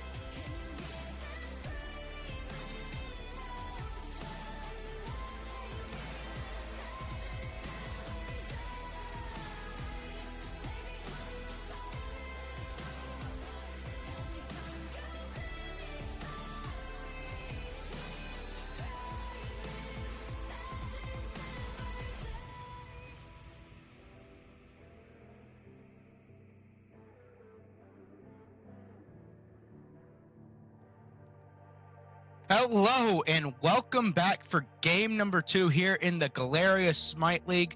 As you saw in game number 1, the Kittens getting it done versus the Daves here in our round 1 of playoffs. Yeah, really impressive performance, you have to say. They were dominant through most of the match. They had a bit of a hiccup from like, what, 30 to 40 plus minutes, but I feel like they gave the Daves a little bit of a way back in. That was more on Kittens and how they played it rather than anything that Daves were able to do, you have to say. We are seeing some adjustments already as we head into game number 2, and I expect to see a few more coming out of the Daves. But their first adjustment is getting rid of this Jormungandr, taking it away from Azza. Interesting choice to prioritize that over maybe picks, but I can kind of see why they took it away. I really like that Jormungandr ban. Azza doing so much work on it last game, and as well as it's one of the better solo laners in the game right now, like arguably the best solo laner in the game. So it's one of those ones that is a priority pick one way or another. And no surprise to see, Marty getting banned as well. And the Daves also taking away that Baba Yaga, that big hassle in the mid lane as well. 2 big picks that the Kittens have in game number 1 getting banned out. Yeah, it means there's lots up. They've changed their bans. The are gone, but again, I think 4 we might see banned it. Freya was the other pick that again wasn't available this game. Now pickable for the Daves. I would say it's a similar sort of problem to the Oleron. You have to position very carefully, and if you're not that careful, you will get picked up in the early game by a jungler as proactive as Nereus was. There is also the Thor available. I maybe would have preferred to see that, but maybe not willing to give up that Freya to Monk's Legacy, who again put in such a stellar performance on the Heimdall. So maybe you don't want to put Freya in their hands, but Kittens not going for that Thor. Gonna run it back, and in fact take away both the Agni and pick back up. Yeah. Kittens, to a degree are like, if it's not broke, don't fix it. Picking back up that Kuzumbo, he kind of struggled through the mid game, but did so much work consistently throughout on that pick. You cannot blame him for wanting to run it back. Picking up the Agni, a very strong mid laner, has been since the absolute start of Smite. Game picked up for the Kittens, and you mentioned that Thor, that powerhouse jungle pick, is going to go the way of the Daves, and the Daves looking really good here, having Freya, Thor, Terra, 3 very strong picks in their top 3. Yeah, you'd find a team wouldn't take this top 3. I think that's ridiculously strong. I'm surprised that Terra wasn't picked up last game. I really like it. Into Kuzumbo, I think it can deal with a lot of Kuzumbo's nonsense in the early game, and certainly you feel more impactful in. Shall we get to it then? With that ultimate, so I do like to pick up the Thor. Is obviously super strong. It was banned last game. You can flex this into solo or jungle. We've obviously got a role swap as well, so this is maybe a Piccolo solo pick that could be coming through. I think Thor does that very well, and certainly when you look at the builds that are coming out solo at the moment, Bluestone Pendant, Glad Shield, lots of proccing items as well. Thor is great at that, and come late game, even with a hybrid build, you can one-shot a backline if you're given the time and space. So I just love this pickup. Yeah, and no surprise, Nereus going back to the Susano, putting in so much work through the early game and getting such big picks through the late game. A devastating potential blow to the Daves, letting him have that again. But now the Daves are going to take away that Heimdall, not wanting to see, him on it again. Going 11-1 on that Heimdall was Monk's Legacy. No surprise they're going to ban him out on this last set, getting rid of the Rama as well. Yeah, I like that. Again, the Rama, no surprise that we see it gone. I do think it struggles a little bit more. Behold my helping fury! to kill backline, but that's a very interesting pick. Honor has sort of spiked a little bit in popularity. I do think it has pretty good matchup into Freya. I mean, it's just crazy kill potential. looking at this Kuzenbo on her dual lane. I really like it. Again, you're looking to punish this ADC, keep this Freya down and mostly irrelevant. If you're able to do that, then you're going to have an easy time in fight, because For Camelot! arguably, For even the Aura from Avalon! behind at least has a sanctified field. Freya doesn't even have that. Like, Freya needs to be online, needs to have items online almost more than any other character in the game to be relevant. And if they're able to stall that Freya out I for was as just long as flying possible, past this and game thought can I'd finish drop by. very, very And quickly. set. against Kittens. And the Daves, going into Eset and King Arthur, a interesting choice. Normally you see Eset in the support role rather than mid lately. So it's very interesting to see what looks like Mino planning on taking that into the mid lane. And, you were mentioning about this on her of the Kittens. Big picked up more here recently. And, on her finally getting some love, getting a buff, getting some assistance to a god that used to be so strong in the early seasons of Smite, is finally, making his way back into the meta at least a little bit, as the Kittens are picking around the concept of gas pedal. They want to fight, they want to fight early, and they want to put the Daves in the dirt as fast as they can. They don't want to drag this game out like they did last game, picking a very early game aggressive team comp. On her used to be one of the best ADCs in the early game, with these buffs bringing him more in line to being that early game ADC like he used to. And Nereus, on that Susano, absolutely blowing up it through the early game as well. Who do you think with these drafts is on paper the better team? I have to say, I think I favour the Daves. I don't like Bologna at all.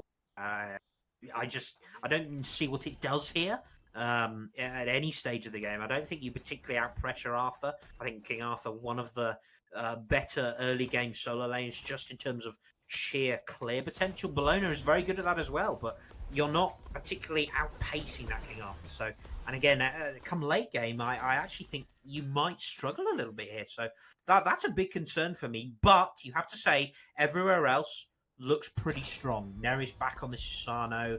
I think this dual lane looks great. I think the Agni is a pretty similar style to the Baba Yaga, and I think that could look good for Kittington, although did it caught out a couple of times? That would be a concern for me, but I have to say I really like what the Daves have drafted here. The only big question mark is this Freya. Will it be allowed to get to that late game? Will it be allowed to pop off once those items are online? It remains to be seen. Yeah, and the Kittens having a team to try and not allow this Dave squad to get to the late game.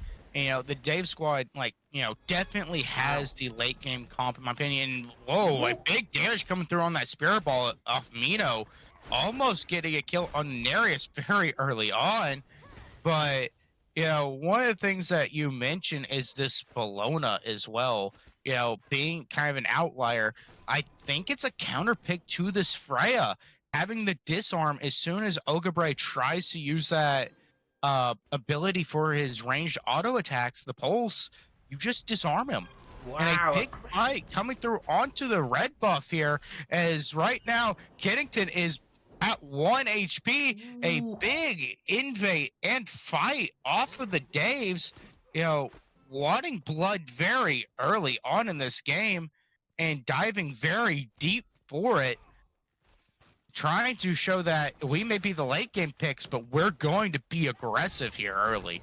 And actually, I think that's something that this ESET Thor combo does really, really well. I know that ESET player, I think it's similar style again to the Baba Yaga, just as we were saying, is the Agni, but you can build quite tanky on this pick because you've got so much utility and so much CC in the kit that you're able to be effective at points.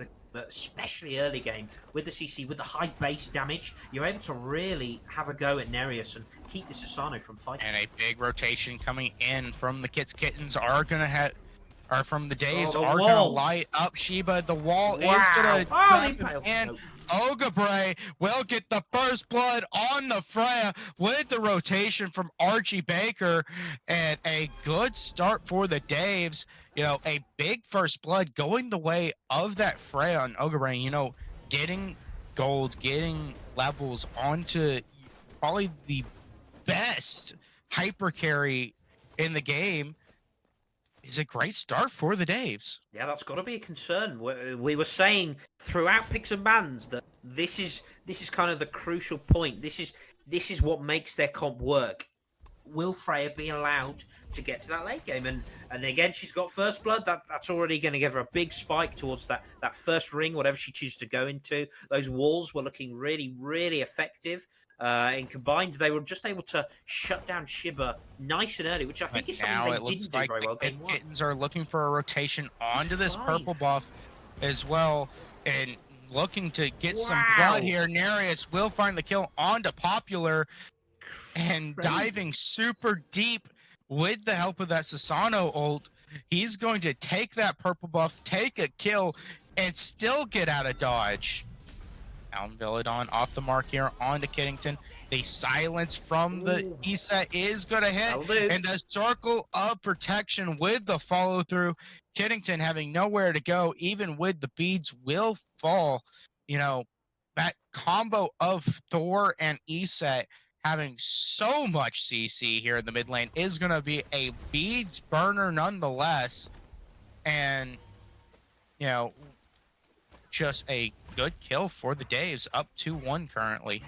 Yeah, absolutely. And that's what they need to do. It took that sort of 15 minutes in game one where they were sort of winning everything, sort of took that to make them remember, well, actually, we can actually take the fight to a lot of these guys. We can win these early game fights. We don't have to be so passive. And again, this mid 2v2 is where it's going to happen. We've said how aggressive they can be with the CC and the base damage that they've got. And Mino is going to get caught out here, forced to use the bees.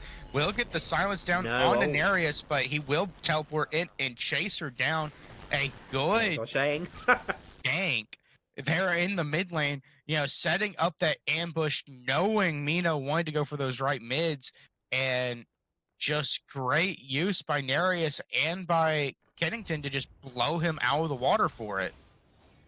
It's sort of odd positioning there. I think as a mid laner, you should never really be stepping up to mids on your own. I think that's incredibly risky, and obviously didn't have the vision either. So that was good from Kittington as well. There's a rotation here onto the solo lane. Nereus coming in behind the King Arthur. A big ultimate. They're gonna knock him up, and Azza's just gonna knock him down as Piccolo dying here early, as Nereus already starting off strong yet again. 2-0-1. 100% kill participation, and now the Daves are looking to try and steal the Kittens blue buff, going in deep here, as the Anvil of Dawn will be way off the mark, but everyone will manage to get out alive, and the blue buff is still alive. Yeah, lots of low health bars on the side of both teams. Perhaps Archie a little bit too low. Yeah. Nereus has died to a centaur, everyone. So much for playmaking in the early game. You just died to a harpy. The health bars were that low. Now, Monk's Legacy is trapped between a rock and a hard place, trapped between this Terra and the Freya. The Freya, you know, saying, I don't want the smoke, is going to back up even with the help of their Terra there.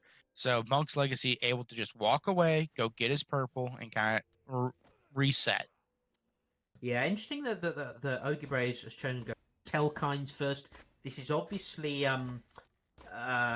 obviously it scales over time, so it can be nice to get this pickup early. Also suggests no hastened ring, so not looking to fight anytime soon, and that's absolutely fine with me. Will get the wall onto Nereus, using that teleport to chase him down. A big ultimate, and Nereus will just freely chase down Archie Baker, and both beads will be used off these assassins. Nereus still lurking, looking for more. Will teleport out of the way of the east set, silence and spirit ball. And now we're looking at this east set. She wants more. She wants to chase down Sheba and fight Monk's Legacy. A lot of damage coming through, but he will hop out. Valkyrie's discretion will reign through, putting it one in the big with wow. with the circle of protection under the feet of Monk's Legacy, and he will get blown up, and so will Sheba. And now they're all at a core. Nereus has returned with the help of Kittens. Will find two of their own. And now Archie is trying to track down Kittens, forcing the beads with a beautiful stun. Will save the bacon. Won't get chased down by Archie this time. A massive fight over here on the duo side. Both teams absolutely wanting to throw hands. Yeah, do you know, I have a feeling this game might not go quite as long as the first game the way it's going. And that all starts with Archie picked off, using the beads, and Nereus just getting a straight-up solo kill in the jungle. That's how long that fight took. Archie was able to come back in with the ultimate and able to do a bit of damage on the return. Actually, I think he got the beads as well from Kittens. Such a scrappy fight, but again, you'd have to favour... It's hard to say who it favors, but I know this favors. On to Piccolo with the Nereus, with the big ultimate, and the Eagles rally on top will fall. The tower may have gotten a shot on the Nereus, but he just shrugs it off, taking another kill for the team. Yeah, just a bit bizarre that this has been allowed to happen consistently. I mean, there wasn't a lot of solo ganks in game number 1 from Nereus. They were more focused elsewhere, but I mean, it's happened twice so far, and the wards are there. The vision is there in the jungle. Go pull onto Ogre is going to force the Valkyrie's discretion over here in the dual lane. The whoop is going to knock up Monk's Legacy. You know, Ogre, trying to turn this fight, especially when he knows his Thor is in the jungle. Archie with the Anvil of Dawn reigns through onto Sheba and will get a kill. Sheba will fall. This Archie able to make a good rotation to help out his ADC, will get his ADC the assist and a kill for himself, as now they are looking to fight more. Both teams kind of swinging it back and forth, as Popular is going to take a lot of damage, take about half from Nereus and Kittens, but will manage to be safe here. I think it's really interesting, actually, that the Daves, and particularly Archie Baker, is having to fight so much more than I think they're probably used to. Certainly when you look at game number 1, it was much slower pace, much more happy to just farm up, and was actually able to keep up with Nereus just because they were so farm focused. This time, you feel you're having to fight, you're having to help out your Freya a little bit, you're wanting to shut down this Kuzumbo, and you're having to be proactive across the map because Nereus is having so much impact all over, and particularly solo lane. So what I actually mean is that Archie is actually falling a little bit behind just because it feels like this isn't how Archie wants to play this kind of game. But the fact is, at the moment, they kind of don't have a choice, because otherwise this will get out of control a lot quicker. But to be fair to them, they've managed to focus down Shibba a couple of times. Nice CC chain, and there's the beads. Yeah, and that Archie is trying to do all he can to try and help his team, help this Freya get ahead. Ogre going to be what carries this team. Having a Freya, you try to keep it safe, try and get to level 20 as fast as possible, because it will absolutely slap later on in this game. A great wall on Nereus is going to force the beads and force him to teleport out. And now the teams should be setting up for this beacon that's coming up here in 20 seconds. As that Susano of Nereus, those beads are down. That is a advantage the way of the Daves.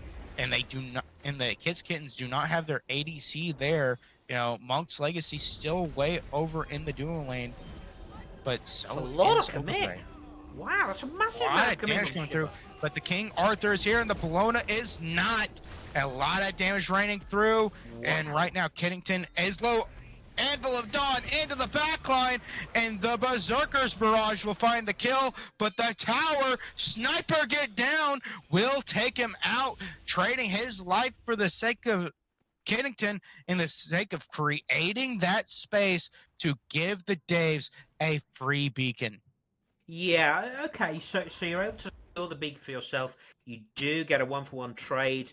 Who does that favour? That probably favours the Kittens. I think Kittington was able. I suppose Archie is already a little bit behind, so getting that kill is nice, and especially onto a level 13 Kittington. But Kittington got the kill afterwards, so I would have to say that favours them. They've of course weren't able to get the beacon, and that is in Dave's favour, I believe. So fairly even at this point. Again, it feels scrappy. It feels completely different to game number one. Actually, Ogibray whooping aggressively in combo with the walls. Nice Monk's look. Legacy forced the beads off the Ogre Whoop, Ooh. and they are looking for more. Popular is in deep, but Monk's Legacy, with the help of Shiba, is going to be able to get out and get around that corner. And, you were mentioning that fight, kind of leaning a little bit towards the Daves, and I agree with you. I think that, this kill for Archie Baker and getting that huge buff that is a permanent buff throughout the game, and that beacon, that 1% movement speed, and that 5% damage to objectives. Last game they didn't get that at all, so I think that's a huge change and is going to help them a lot. But one of the things that we don't talk about is the one downside about that entire fight is Kiddington got a stack on Karen's coin due to that kill. Yeah, it's very true, and that's why I would say it favours him in terms of kill a little bit more. This Agni seems to be farming really, really well. And again, getting that kill after dying was also helpful. You get Arius sort of looking mini to get shutdown, but Ogre in the back line is Freya's going to do swinging. a lot of damage, force the whoop out of him, but now it's Ogre Shiba's in trouble. on the offensive, raining through onto Shiba, smacking him in the face with the pulse, and now he's Turning smacking this. Kiddington. Is going to kill him in like 5 Boom. autos, and the Anvil of Dawn coming to assist off the Valkyrie's discretion. Ogre is lighting him up. This Freya's on fire. Wow, crazy trades of ultimates. That's ridiculous. I thought actually, oh hang on, that pop of the circle of protection was a bit late, but actually it healed them all up and it helped that fight so effectively, and then they were able to land a big Anvil of Dawn. I think the Charol was massive there as well, and it means they're going to get a Gold Fury. The Daves are now up in this game. Yeah, the Dave's doing so well in that fight. Yeah, we're about even a little bit down. Now 2,000 gold ahead. Ogre on this fray. We mentioned that the Daves have to make an adjustment. They have to change something from game 1 to game 2 because they got brutalized. But, switching their ADC and their solo, switching Piccolo and Ogre is looking fire on this Freya through the start of this game. And I think it's the adjustment that the Daves need to potentially take this game home.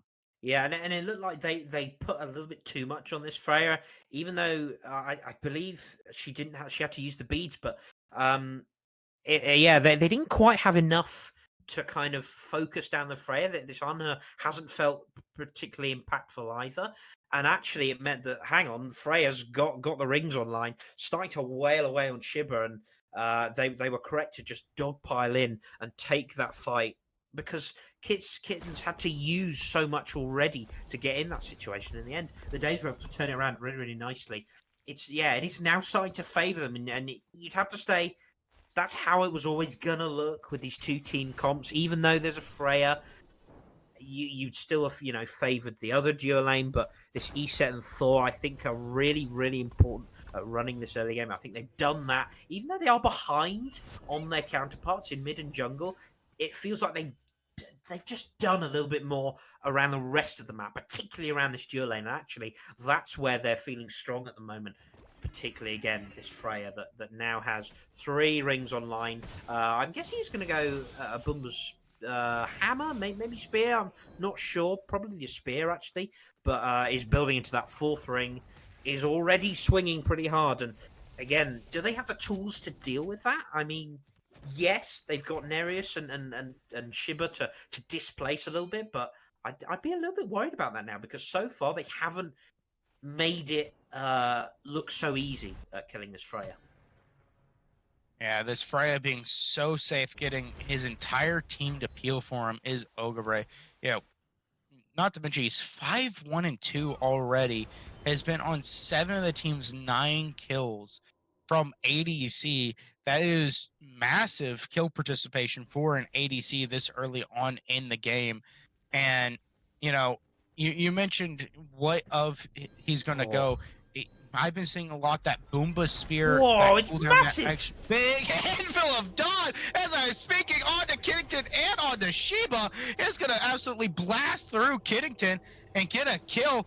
What a absolute mad lad, having his team just kind of off kilter, Oh, but good will boy. find the kill there. And now he's looking to try and finish off Sheba, putting him low. Is going to hit him with a Milner's Attunement, but not quite getting him. Oh, he's but here. lurking in behind is Ogabray. Ogabray will eat a water. He's great, but doesn't matter. The pulse will shoot through. Will take out one. Waiting for the cooldowns to come back up. Will continue to try and fight, trying to make sure 32. Piccolo can get out as well. A big fight, a 3-for-1 in the way of the Daves. You know, this Freya, you know, lurking in the back lines off the pushback of Archie Baker's going wild. And oh my god, a fat spirit ball on the Monk's Legacy is gonna absolutely shred through and Oh, force him another to one. back up. It's still going, and Ogibray forced to use Ogabray both relics getting and the ran ultimate. down by Azza is going to be forced to go into Valkyrie's discretion. Kinnington is going to get the stun. The Oh, Rain of Fire trade! will trade out with Ogibray, Dunk. but with trade will not be great because Azza will find the kill onto Piccolo. This team of the Daves are coming in hot. They want everything. They are trying to take everything from the Kittens in these fights, and they are managing it. The Anvil of still Dawn going. coming back in again in this fight. Archie Baker will return to the fray, trying to do so much, but it doesn't matter. Ridiculous, and I think Both these teams mad. are going insane. And they're still going, and again, yet more aggression from Popular, who I think the Terror has looked super strong so far. I think really impactful. You know, it's not difficult to hit a Terror ult, but the fact is they've been having so much impact. You've also got that interesting dynamic with Shiba about, well, who do I use this Ank on? Do I save it for the Terror ult, or do I use it for the ESA ult at the moment? This combination that they have of big team via ultimates and hard CC, it's proving a little bit too much, I would say. But to be fair, they haven't dealt with the real problem at the moment, and that is Azza. And I was perhaps a little critical of this Bologna, but I have to say Azza is proving to be the big problem at the moment. It has the kin size online now, has just gone back to base and bought those. So if you thought Bologna was a problem before, going to be an even bigger problem now. And they kind of don't have enough damage to deal with her, I would say. Because again, you mentioned it earlier, the disarm that's going to come through, it's going to completely negate Freya. And outside of that, they don't have anything to kill this Bologna. Yeah. And right now, you know, this game being barely equal, only a 1,000 gold difference right now. Both teams just wanting blood. This is the definition of a grudge match. They played last week. The Daves took it 2-0. This is first round of playoffs. The loser will go to the loser's bracket. Neither team wanting to start their playoff run in the loser's bracket. And both the teams fighting for their spot. Big as this ult. fight is picking up as the Nereus with a big 4-man ultimate is going to rain through into the back line of That's the a stun. Daves. But that stun will come through, Help knocking down. him out, and Archie Baker will take out Azza as Archie with the fattest wall, and now the Kittens are turning this fight. You know, Monk's Legacy and with the help of the team, gonna take down 2, and Archie Baker not able to get out. The Kittens turning that fight so drastically off the back of Kiddington and Nereus, with Monk's Legacy just laying down the fire, laying down the autos, are gonna turn that to a 3-1 and take the Primal Fury. Wow, ridiculous. And I think a lot of that comes down to which frontliner can zone the best. And actually, to be fair to Azza, up down in amongst 3, 4, 5 people, essentially. got completely focused, but actually the space created by this Bologna meant that they were able to clean up that fight really, really well, Kittens, because again, so much had been used on killing Azza. They were able, and health bars were low. I think Popular actually did a decent job in that team fight. Seemed to be doing a similar job to what Azza was doing, kind of creating space, causing, putting out lots of CC. But in the end, you're much better with Azza doing that because Azza's just so tanky. Now hits level 20. That's always going to favour you. And in the end, the fight goes on just a bit too long, and that's always going to favour Kittens because once you get through that initial burst of healing that Dave's are bringing, and once you've whether you've anked it or not, it's going to favour you after the fact because they're all about those big team fight ultimates, and actually Kittens have much more sustained damage coming out from these agony bombs or the autos from Monk's Legacy and Azza as well. That's always going to favour them. So a really interesting and fun fight to watch. It's still even keel at this point, but this aggression Right like now, Ogre in a tough situation here is trying to do something here, but is going to blow him up, just smacking for half his health. Thought Ogre might be in danger there, having Monk's Legacy and Nereus around him, but it looks like Nereus is the one in danger, and so is Monk's Legacy forcing the beads, the Berserker's Barrage coming through, and right now, Ogre turning what looks like a potential danger into a kill with the rotation of his team. Gonna take a kill off of Monk's Legacy. The ADC of the Kittens is down. And now Piccolo is trying to whirlwind through the back line, spinning like a fidget spinner, is going through, and Archie Baker will get a fat wall and a Milner's Attunement onto Nereus, getting the kill. As Piccolo, finally the fidget spinner will fall, as now the Kittens are forced to back out, losing 2. But Ogre out of position, forcing his teammates to come back in. But it doesn't matter when you have the hits. Ogre in a dangerous spot, firing through, shredding through this Kuzenbo. Shiba will survive in one of the most awkward positions you could be. Doesn't matter. You just kill them. Ridiculous. Again, I keep using that word because crazy there, having not had to criminal, I have to say, onto a Freya, but is able to bait so well and then just goes to town on them. There's nothing you can really do about that because again, they've got that backup coming through. Piccolo did fall and was perhaps a little bit over aggressive when already sitting on half HP, went in maybe a bit too deep, but to be fair, they again made a bit more space. And I don't know, man. It feels like that Kittens need to bait out a little bit more. I think they need to make sure that that Earth and Fury, which I think Popular is using so effective. I think that's causing real problems. They need to figure out how to play around that, bait those kind of cooldowns early. Pick onto Azza. Everyone is here, just shredding through, puts him down to a quarter, forcing that Bologna to get out of there. And the Dave's doing so well after that big fight, able to pick up the Stygian Beacon, able to pick up the Pyromancer, and now the Titans are unleashed, and we have a fight going on over here in the solo lane. And right now is Kiddington getting blown up, dashing in. Ogre will just shred him for his punishment. A bad dash out of the Agni will get him killed. And now Ogre still running it down, absolutely blasting through off the CC of his team, off that Spirit Ball, is going to get 2. Finding more, will get Nereus. The Spirit Ball set up for this Freya is brilliant. Mino doing his job, letting Ogre keep smacking, keep knocking him down. That is 3 for Ogre, and that is a Fire Giant on the way, with only Azza there to try and steal. Is going to get walled out by the Thor, and now is kind of just forced to back out. A beautiful Thor wall by Archie. Perfect timing to make it where Azza could not ultimate in and use that Eagles rally and that bludgeon to try and steal it away. A great play by him.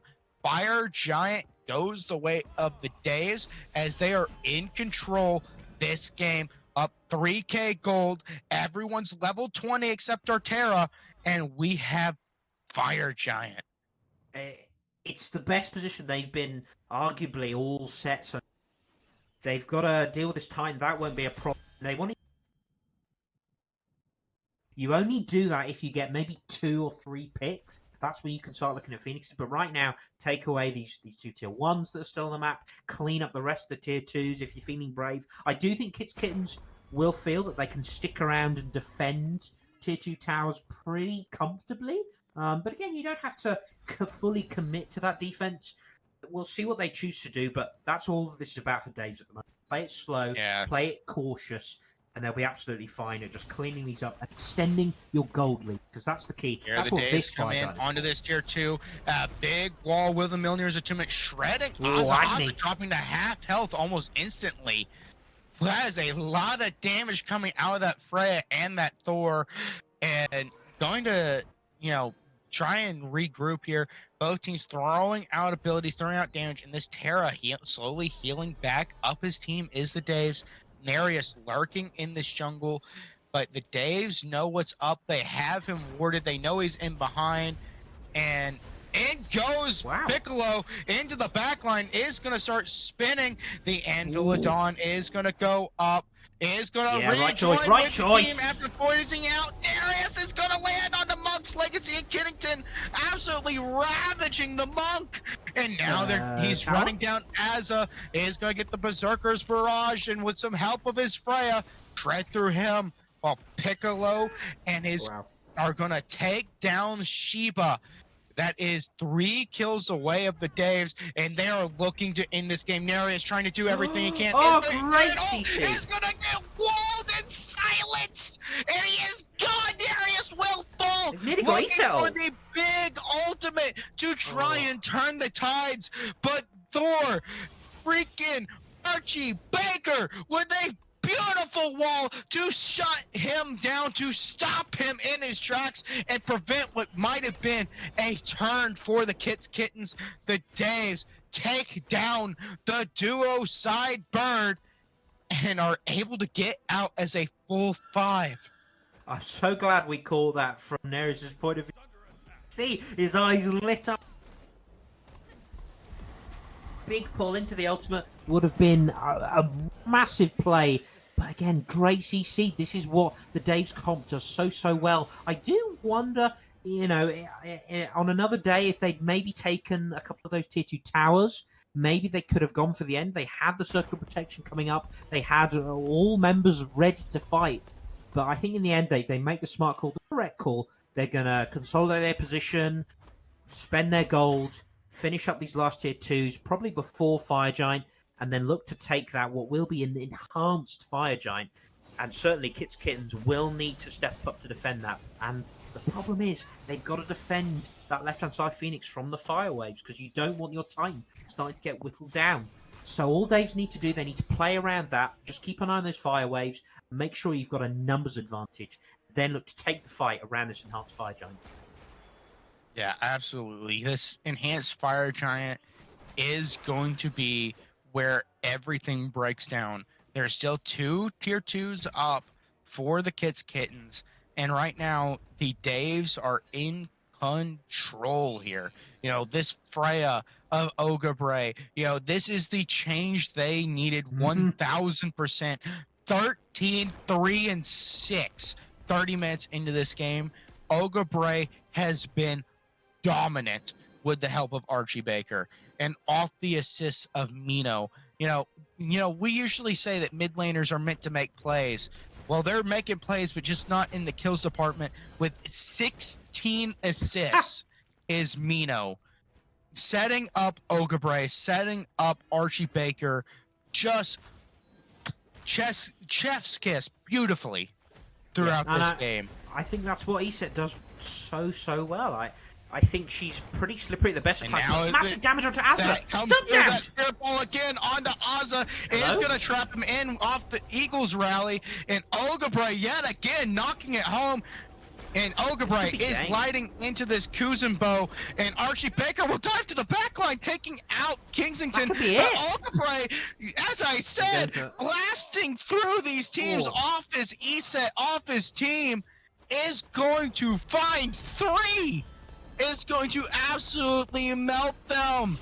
Melting through Azza, melting through Sheba, melting through Nereus, and now the EFG is the Daves. And now they're Craziness. pushing together. As for, they did lose Piccolo in the fight. They lost their Arthur, but it does not matter when you have the rest of the squad pushing down mid, and all that stands right now is Monk's Legacy. 10 seconds till Azza and Sheba rejoin the group, but this will be a mid bird falling, as 2 birds will be down on the sides of the Kittens. Another triple kill for Ogi Bray. They don't have a way to deal then. I feel Azza's really doing his best, but there's not a lot of help coming out. This Kuzumbo is just dying too quickly. Again, it feels like they're going in one time, whereas they need to sort of coordinate their dives a little bit more so that Azza and Shiba are going in at the same time. That'll be so effective when you've got an anchor, when you're spinning around in that watery grave. It will work, but they just need to make sure they're doing it at the same time, and they need to make sure that their backliners aren't dying too quickly, because that's what's happening at the moment. But EFG's taken, they kept the Titan down by taking that mid Phoenix. They maybe could have got the left one. I wonder if they just overlooked that, or if they decided, actually, we're going to get that anyway. Let's just take this final tier 2 in right, because we know we're going to get it all eventually. They're going to get Only Fury as well. It's setting up so perfectly for them. This is a long way back now for the Kittens. This is one of those games where you're like, we have to get lucky here. We have to wipe them a couple of times to have a chance of winning this game. Yeah, the Kittens are 14k gold down at this moment. And an interesting thing about this, Dave squad is the compassion pickup. You taking up and soaking more damage to keep that Freya alive, and doing a interesting item that we don't see picked up much anymore. And a big wall in middle. There's a 2-man half elf in Kingston over the wall is gonna plow through is Archie, and now they will take the bird. Left bird is down. There is Oni waves on the map, and they have EFG. What is it that the Kittens can do to stop this avalanche, this cascade that the Days are putting on? Having a full team with EFG, having 2 birds down, having Oni waves in every lane, as well as Fire Giant waves now in 2 of them, and with Archie blasting through Nereus, doing half his health with that wall combo, and now they're going in. Ogabray blasting through is going to find a lot of damage onto Azza, is going to do a lot of damage, and here he comes, 1 HP. Mino will find the kill onto Azza. The entire Kittens team forced to disengage, and so are the Days. The Days at 1 HP, but they left Ogabray behind. Hello? Kennington will get the shutdown. Everyone at 1 HP. But Nereus driving in deep will get killed by Popular, of all people, the support getting a kill. And now Archie with the help of Mino plowing through the walls, the silence, the spirit bombs. This is the power. The Titan is half. Kittens trying to do everything he can using the Aegis, but it doesn't matter. Mino, Archie, and Piccolo, with the help of their support, trying to keep out Kiddington, are going to force their way through, taking down the Titan. Unbelievable stuff. And that all comes from, it looks like a decent fight. They know they have to fight out. 5 minions are pouring in at their own.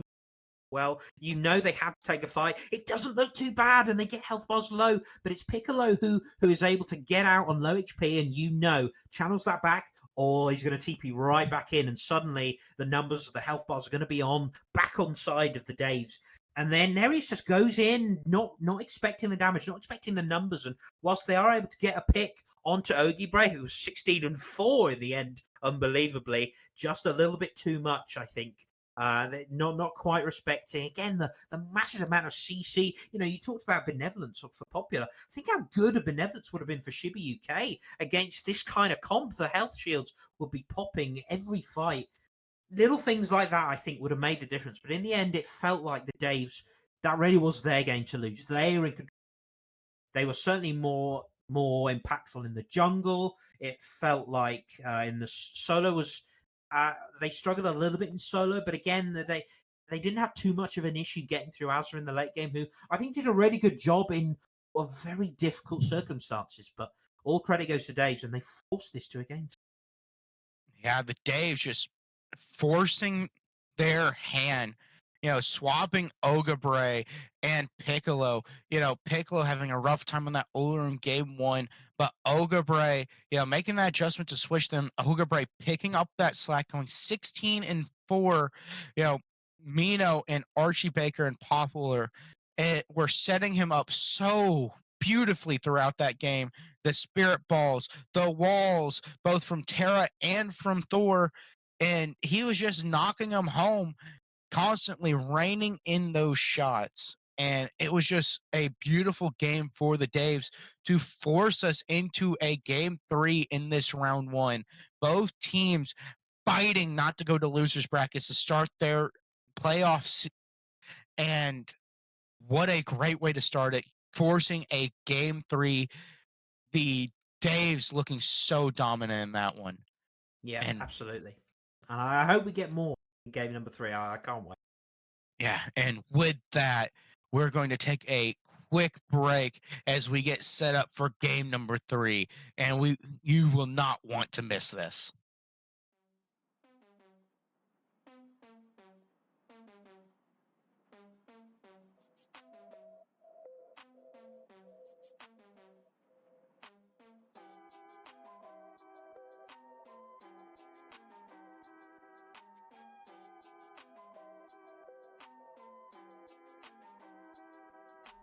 Smoked out, tongue tied, ain't letting your bitches slide. I played you, your eyes gone fucking wide. I wish I could just leave you fucking side. You an annoyance to everyone around you now, and now the two of you.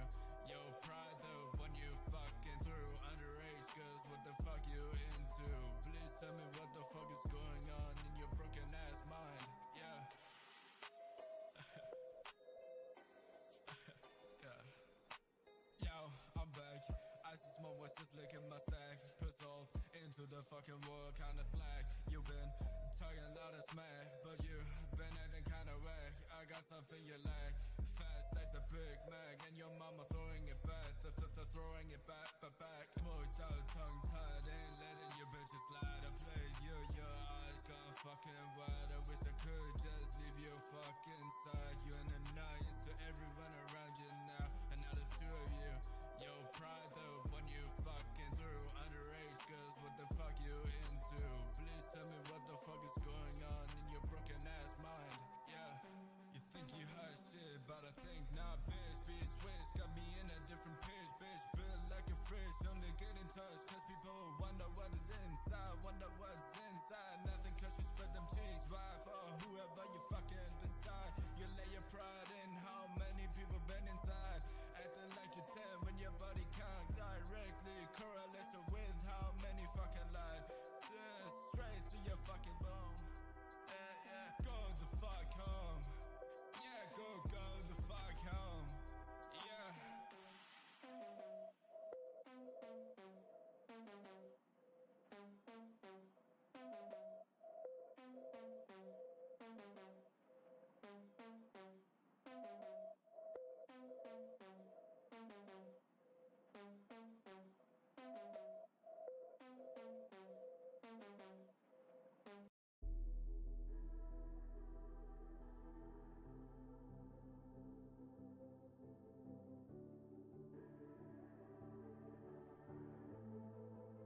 Legends never die when the world is calling you. Can you hear them screaming out your name? Legends never die, they become a part of you. Every time you play far reaching greatness, relentless, you survive. They never lose hope when everything's cold and the fire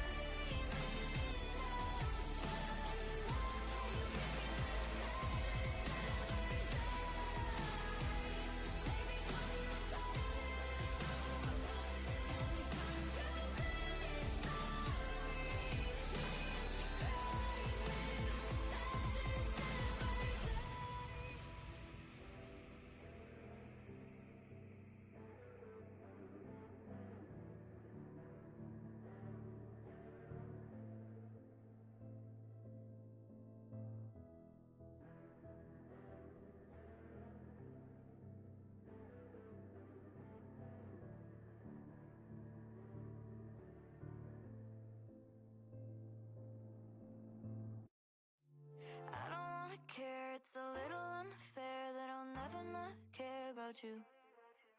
And I don't wanna say, but the second that I wait, no, the words can't get to you.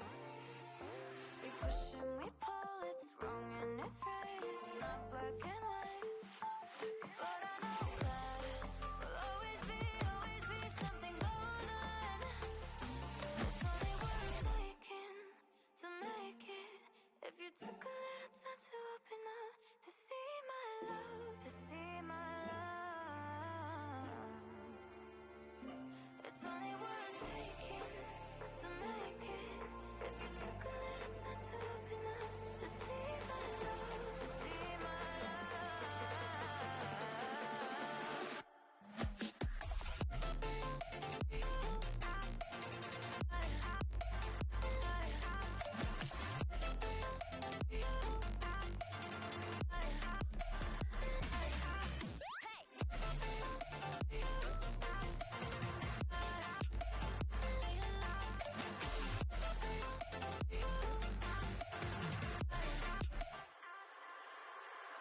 I don't wanna care, it's a little unfair that you'll never not care for me.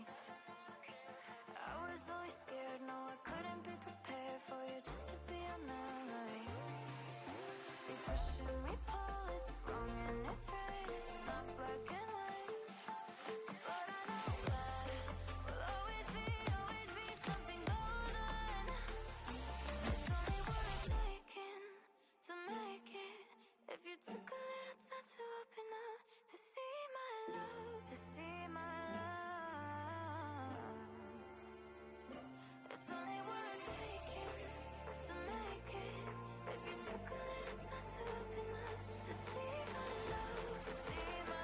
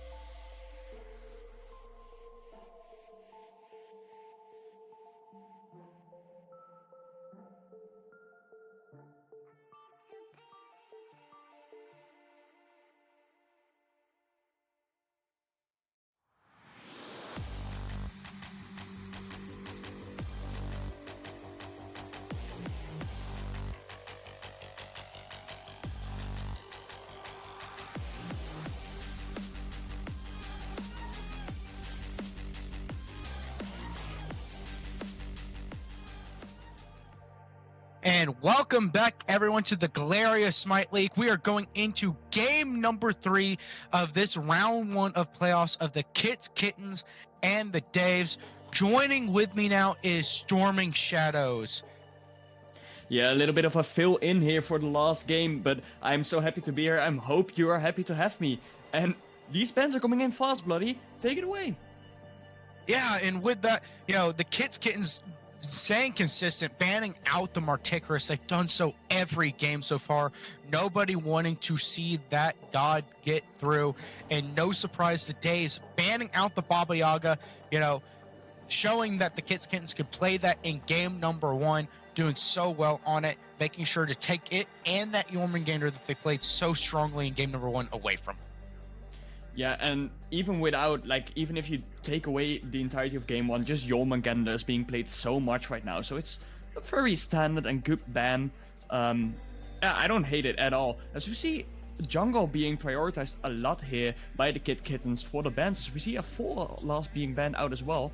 That leaves open some good stuff, though. Yeah, and the Kittens, banning out the Thor, trying to take that away from Archie Baker, with the help of Ogre and Mino doing so well on it in game number 2.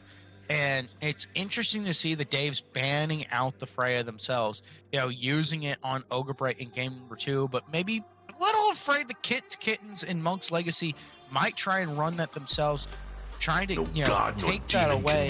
And for the first time this set, finally getting through the bans, the Kittens will take Ravana number 1 in this draft.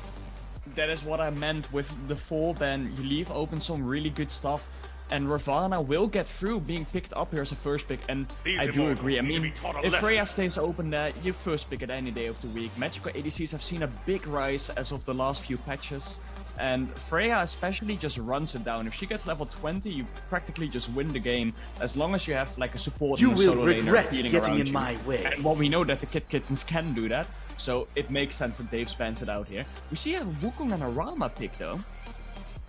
Yeah, it's really interesting. You know, that Sun Wukong has been banned out every game so far, but maybe the Kittens, having known that the Daves like that pick, is going to get through this time. I will And the end Rama this fight. also going to get picked up. Another god that's been getting banned out in the second wave of bans every single time, as the ADCs haven't been super high prioritized besides that one Freya pick. Time But to now you see the Rama and the Hachi coming through in the first phase of ban, or first phase of picks. Yeah, so going back to the Wukong real quick. I mean, yes, Wukong is really strong right now, but against the Ravana, I don't think Wukong stands too much of a chance. I think Ravana is top of the top right now, so it makes sense that Kittens isn't as scared of the Wukong for this game. But yeah, Hachiman, finally a bit of a prioritization towards the ADCs. Mother Indeed, Earth is here I mean, for Hachiman you. is just better than Rama in my opinion, so Rama being locked in first here is questionable, but then again, it might just be comfort. The snipes can be very, very good to secure those kills. As we see Terra here being locked in last before the banning phase. It's an interesting pick. Yeah, that Terra, the Daves, having ran it last game, did very well on it. Having those walls with the assistance of Archie with the Thor walls, able to set up Ogabre so well. And, you know, the Kittington playing the Ogni the last game is going to try and run it back. Didn't do bad, didn't do good, was there and assisting the team as much as he could. Did wind up falling to the Daves in that last one on that Ogni, but is going to try and run it back into this comp. Now, the bans are coming through, and no surprise to see Ganesha and Kuzenbo ban. Ganesh being such a hassle with the Ohm, with that big cone of silence, you know, the put baby in the corner ability, and that Kuzenbo that the Kittens have been playing every single game that they've been able to get their hands on it, just kind of banning it, not wanting to deal with it. Yeah, Kuzenbo is one of those gods that is usually very bad, and then like for about a month every was just year, flying out of past nowhere, and he's thought just I'd top drop of the meta, by. and that month is right now. Just reflecting back the damage in this meta where you can build so tanky, basically take none. It's very good, it's very strong. He just basically does more damage than he actually takes when he's pressing the reflect button. So it makes sense that they want to get rid of it for game 3 at least. As we see ESET being locked in, that is very interesting. Please, Bloody, what do you think about ESET? Behold, Well, I Yemoja's actually think fury. it's showed off very well in game number 2, because Mino played it in the mid lane, did just absolutely beautiful with those spirit balls, with that silence to really set up Ogabre in the ADC and set up Archie, as it kind of felt more of a, you know, secondary support kind of setup. Even though they built full damage, just the way that they played, the way they interact with the team is like a damaging support that really just kind of skyrocketed the team into success as a, you know, one of those underlying factors to the team that kind of got overshadowed by the rest of the team by how well they were doing, even though Nino was a pinnacle point to their success in game number 2. Yeah, as well as, I mean, what I was gonna say, I mean, the circle of protection, right? It's on the lower end of the securing ultimates out of like your standard mages. Like Poseidon will probably outsecure you, for a Toph will probably outsecure you for like a fire giant. But against an Acne, you can definitely get away with it. So I really, really love the ESET pick here. As you see, Yemoja and Ooh, Chalk you being look the like tanks here for fun. Kittens. Let's play. Chalk just being a very strong man right now. I love this team comp. Bastet, the last pick though, is yeah, I mean, she got a lot of buffs recently, so I think she might be a bit undervalued by a lot of people who haven't really looked into it. I think the Bastet could work wonders here. Yeah, both these teams are quite interesting. You know, Dave's running back the Terra, running back the ESET. the Kittens only bringing back the Ogni from last game and having a completely new draft throughout this, game here. And just on paper, Shadows, who do you think has the better team here going into game number 3? Well, I mean, personally, I just can't bet against the Ravana and a Hachi, so I do think Kittens won this draft, but it's gonna be close. I mean, I really like the E set, like I said before, and as much as I think Ravana is better, Wukong can stand his ground, especially in the team fights late game. Yeah, I completely agree with you. And you can never undervalue the secure that Mino has with that circle of protection. That circle of protection ultimate has been one of the best secure ultimates and team fight ultimates in the game since its inception. I remember the days of season 1, season 2, where ESET was feared by everyone due to how strong she was and how good that circle of protection ultimate is. And I'm not surprised to see that she has finally come back into the light, come back into the meta, and having that good secure. Yeah, it has, like I said before, decent secure, especially over an Acne. It will probably win. Acne falling a bit low here in the mid lane, but no real aggression. Did win the wave clear, so has a bit of a level lead. We'll get the mids for free on right. Maybe a bit of a fight on the left, though. Yeah, and right now both teams kind of farming. Tell me, is there any builds that really stand out to you here in the early? I mean, whoa, Mino getting a kill on Denarius.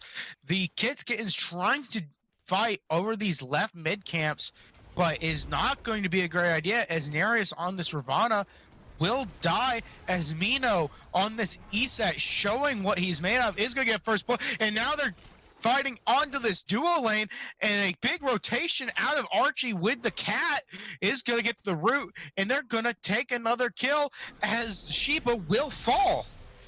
And Dave's is looking more and more like the reverse sweep story might become true. I mean, we are very early into the game, but this is definitely a good start for the Chaos side team. Yeah, the Daves. We talked about last week where the Daves, and just like Asa is going to get a kill on the Piccolo over here in the solo lane with the help of Nereus. A good rotation trying to even out the kills. And now a big fight going on over here in the duo lane. Popular is trying to run down Monk's Legacy. The Rama firing through. Sheba not able to bottom block those Astro's arrows. And now Archie Baker over here on the solo side is trying to chase down Nereus. This is what we expect after game 2. This game is scrappy. It is a bloodbath as both teams want to throw hands. We get into the story of this is first game of the playoffs. Neither team wants to go to the losers bracket, and both teams played just last week. The Days pulling that out 2-0, and both these teams just wanting to win this grudge match versus one of their biggest rivals in this league. And they must feel so nervous right now, Bloody. I mean, like you were saying, this is playoffs now. This is not a league game anymore where you can say, all right, we'll go next week. It's fine if we lose one of them. No, you gotta win every single match because you don't want to end up in that loser bracket, as we can see by both teams as of right now. I must say, very good from Kittens to at least get the kill back after Dave's got those 2 early kills. They are still definitely in this game. Even a little bit of a lead on both the solo and the ADC, actually. That's surprising to see. And a big stun out of the Yamoja! And the blink over the wall is Nereus finding the kill onto the Terra. What a beautiful stun by Sheba there. Max range getting a hold of Popular. And Nereus with a blink over the wall, blinking over that purple buff, is gonna get the kill. Wow. Wow, indeed. Now a little bit of an ult coming out from the Shark. What is Archie Baker is making a rotation onto Sheba, but onto Monk's Legacy is level 6 already. The big old kitty cat is gonna connect, but will force the bees of Monk's Legacy. But Ogre barely missing one shot, make it where Monk Legacy is gonna slip away at 1 HP. Had he hit all 3 of that Astral Barrage, Monk's Legacy would have been going back to base still, just in a body bag. Yes, it's very unfortunate that that second Rama snipe got missed, and for now the Hachiman will be able to walk back fine to base. Yeah, and both these teams just so scrappy, so wanting just to fight. Game one, you saw the Daves really hesitate to fight. And in game two, they just kind of came alive. And now both these teams wanting to just go at it. Now, I got to ask Shadows, is there anything from these builds that really interests you that you could see turning the tide of this game? Well, I mean, we see in the middle lane, for example, we see a bit of a different strat, where Agni is going for the pressure right now, getting those cooldowns up. We see ESET on Monikino going for the stacks here, which is going to set you back a little bit in the early game, but once that item is stacked, it's going to do massive amount of damage, and it's going to make you a bit tankier. Absolutely. Having that ability for that ESET to be tankier and kind of play that kind of mid lane support, kind of like what she did last game. Yes, she was doing damage, but she had some of the highest assists on the team, and for a mid laner had a really low kill rate because all the kills were going to Ogabray and to Archie Baker. And it's really no surprise that she's trying to play that kind of tanky style. Yeah, for sure. I think it's needed on the E set to make yourself live, because you don't got you got a movement speed ability, but you don't have a dash. You have a little bit less safety than the Acne. Of course, you do have a silence, which gives you a shield as well. But I still like the option to go for that stacks here to get yourself a bit more health, and as well as a lot of damage in the late game. Yeah, I completely agree with you there. And it looks like a rotation will be coming onto Ogabray's purple. They are sending up the ping. A big stun will just barely miss, but the will pull him back in, forcing the Astral Barrage as 3 lurk at his feet. The River's Rebuke is going to come out and trap the Rama from getting back to his team. And now a big kill will go the way of the Kittens, but this fight is not over as they're chasing down Monk's Legacy. And the Bastet is forced to hop out, running away. But the Terra, popular with 2 big dashes, will find the kill onto the Monk. But Nereus, that unsung hero of the Kittens, is running through still. Will find 1, will find 2, as now there's a big fight going the way of the Kittens, 3 for 1 in their favor. Yeah, Rama got picked out of position there. Very unfortunate for Ogibray. And then it very much looked like Daves was bringing back this fight, but Ravana, like I was saying during Pixel Bands, is just too big of a guy. Absolutely handling them. 4-on-1 already on the Ravana now. And Kittens wins that fight. Yeah, Nereus has been doing so well throughout this set. Being the playmaker for the Kittens and setting up the rest of his team so well, putting so much pressure on the Dave's backlines, and just absolutely balling out during this set, showing why he is their jungler, showing how good he really is in this set. And good he is indeed. And now we got a bit of downtime. Let's talk a bit more. We see the build difference in the Hunter lane now as well, as the Hachiman is going for a bit of a more traditional build from like a few weeks ago with the stacks, the Devourer's Gauntlet. Well, Rama is going for the build with Asai, which I would assume it's going to be the 2.5 attack speed build with the recently buffed bow, which I forgot the name of for a second. I apologize. I think it's Silver Branch. So that's going to be interesting to keep a watch at as well. And on that note, a big fight coming in the mid lane. Nereus doing a lot of damage onto RG Baker is gonna force the ultimate and force him to run away. Not able to land the kitty cat onto Nereus there, as both teams will disengage. And you mentioned that Aussie build versus that Devourer's Gauntlet build. Having more lifesteal, having more consistency in that Hachiman versus a build that's coming to light now a little bit not quite fully meta. Like, not everyone knows about it, as it's starting to pick up steam. Which one of those do you think will really kind of shine going into this mid and late game? I know the Devo's gloves is going to be, you know, somewhat better once it gets stacked here in this early game, but where do you really think it's going to go in this late game?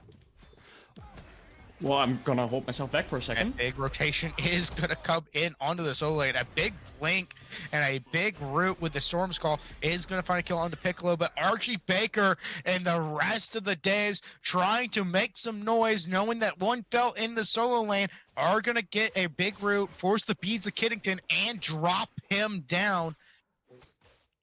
A big trade-off there for the Daves, honestly. Yeah, so now we got a bit of downtime, unless Bastet finds Hachi here, but I would assume he's back safely. Yes, will be fine for now, Monks Legends.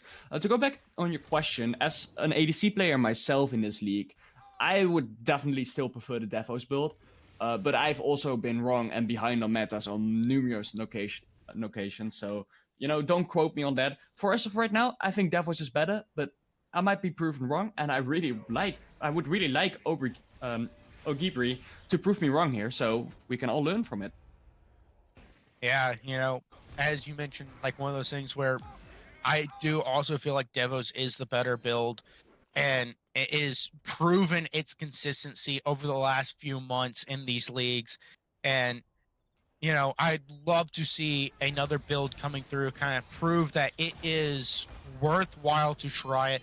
And on those gods that have those attack speed stems, can really make that power of that Silver Branch bow later in this game really kind of shine and do work.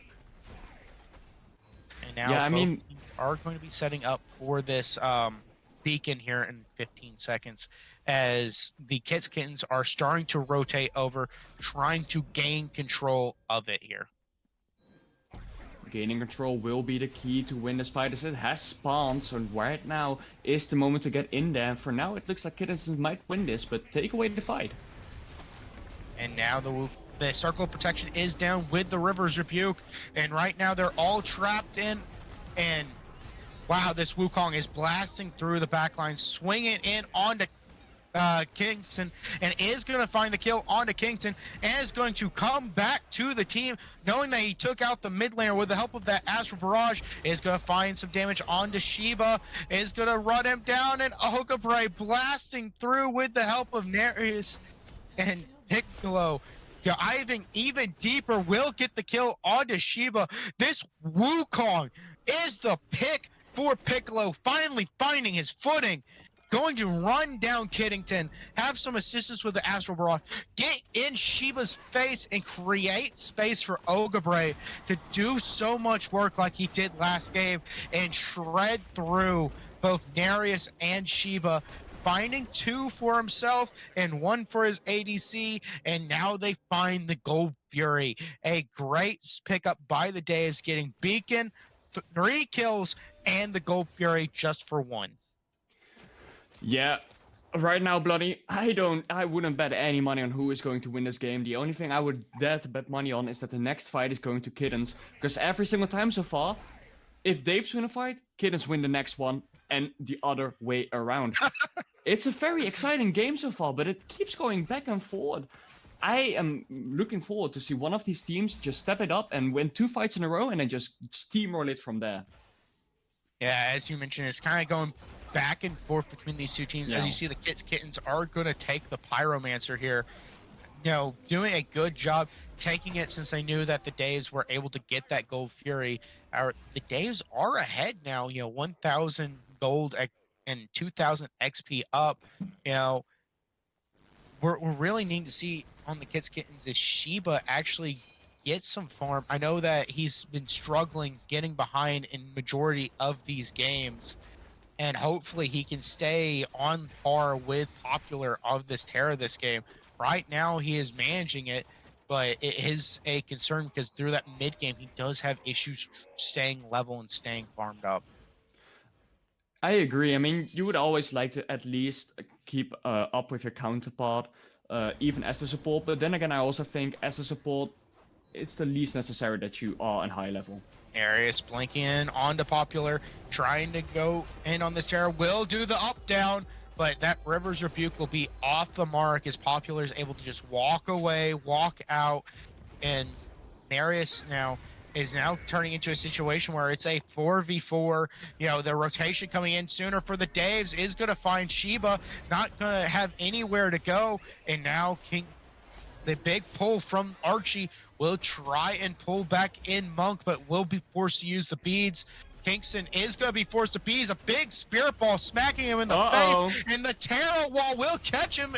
And right there, Mino, a beautiful spirit ball into more damage, is going to find the kill, and they're going to force out Monk here as they don't know, but in comes Azza with a big Blink Storm Call. That's a Bees and Aegis out of both Mino and Archie are going to burn some relics. And now Narius trying to come back in to help, but Narius will be melted. Azza on cooldown, not having anything. The big Aegises are going to save their life, turning what would have been kills for Azza into protection and safety, and turning it around and baiting back in Narius.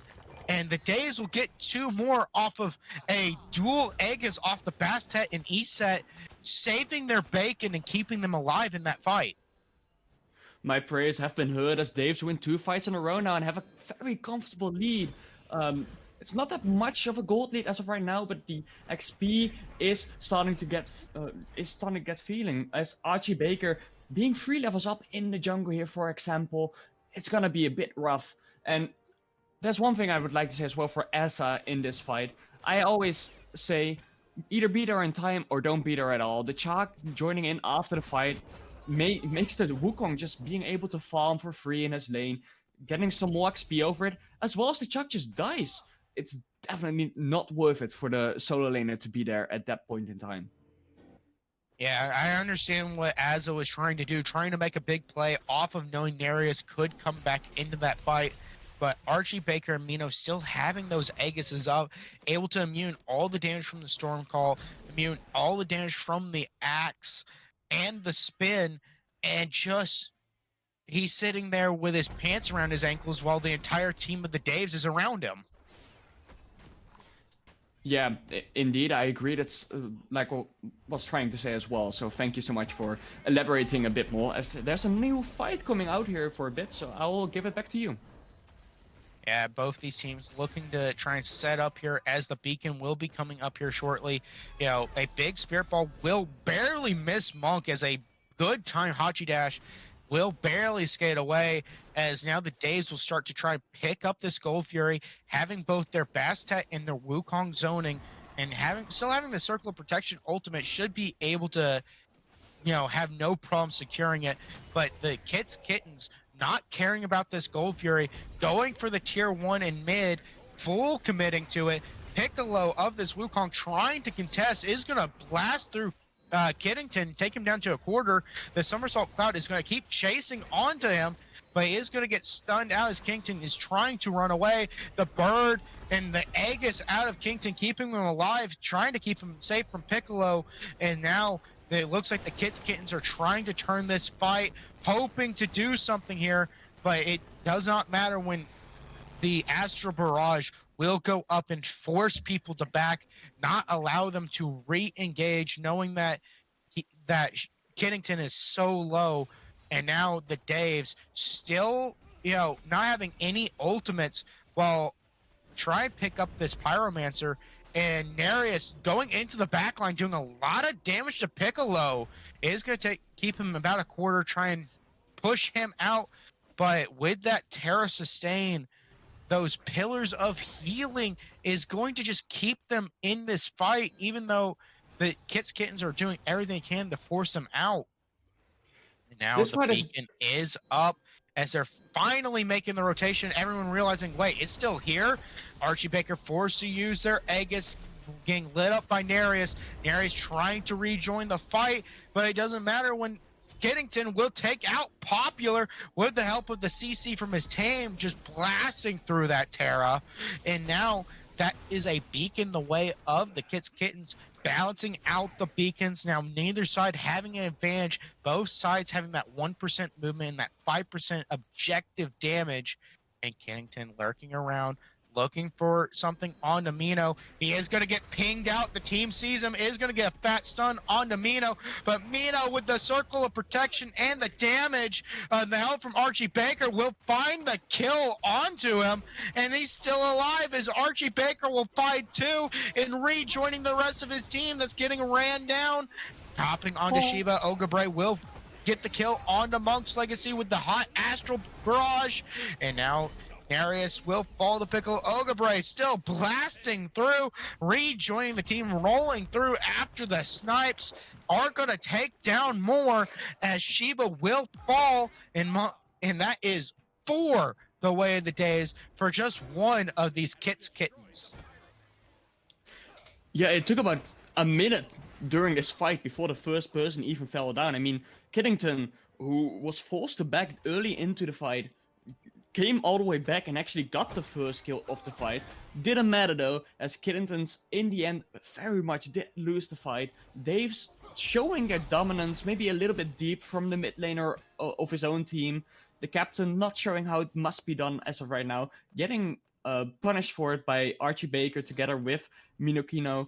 And, well, we saw what happened. Dave just completely won the fight, and now they're looking very, very, very comfortable. Yeah, having a 4K gold lead now is the Daves. Looking so good is Archie Baker on this Bastet. Already 4-1-10. You know, on over 90% of kill participation so far this game. You know, doing great work for his team. And, you know, this is starting to look like a cataclysm for the Kittens as the Daves continue to put this pressure on them, continuing to expand that lead and set up for objectives as soon as they're coming up so well. The loser bracket must feel closer and closer for Kittentons, and Dave must feel the first win maybe. The reverse sweep might be real, as Nereus might be in a little bit of trouble here. It's in a 3v2. Is going to keep the Spirit Ball, is going to try and use the overhand kick to try and get away, but he's getting ran down by Archie. Going to use the ultimate, is going to jump out, but that's a 3-tap Astral Barrage out of Ogre. Hitting all 3 is going to rain down and take out Nereus. And now they're chasing down Kiddington as well. Going to hit a fat wall on him, but Archie's like, wait, I'm jumping into 3. I'm out of here. I'm leaving. Popular, you need to get out too. And now the Days will back up to getting a kill on Nereus, are going to reset for this Gold Fury, having a full 5. Yes, and once again we see Dave just winning the fight. I mean, the jungler from Kittington's Nereus just got caught out of position a little bit. Umoja trying to help him out, but it was to a fail. Dave's just showing too much pressure right now. Yeah, and this Sun Wukong and Piccolo zoning out the entire team of the Kittens while they get the Gold Fury. Another Gold Fury going the way of the Daves. You know, just a normal Gold Fury here, not a Primal, not an Oni, but that is gold in your pocket that you can never complain about. Well, no one would ever complain about having more gold, getting faster to that full build. I mean, 3k potions, even if it does get so far, not out of the question for now, right? But hey, I mean, you see Rama already being a full build. One more item, maybe? 1, 2, 3, 4, 5. Sorry, one more item for the Rama. I got confused because the starter was already upgraded.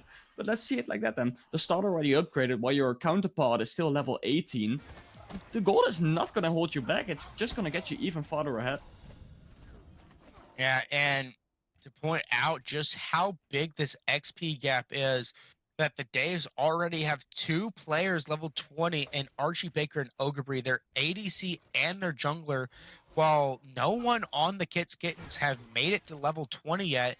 And this can spell disaster over here in the solo lane, as there is a 4-man rotation onto just like Azza. He will use the blink, he will use the Storm's Call, that Predwin popping in the shield, as he's going to be able to force off the Daves from running him down, but they will lose that tier 1 over here in the solo lane, as there is 5 Daves over here, and there is a Hachiman, Monk's Legacy, trying to take down a bird in the duo side, as Piccolo will finally back to try and deal with that harassment of his birds, going up into the somersault cloud, gonna force out the cavalry charge, gonna force out Hachiman out of that fight, as the Days on the other side of the map are still doing work, as Ogre making it rain with them astral barrages, hitting everything, is gonna find a kill, and Piccolo on that rotation over there to the duo side will find the kill onto Hachi, not able to get away, and Archie is going to get the root, is gonna track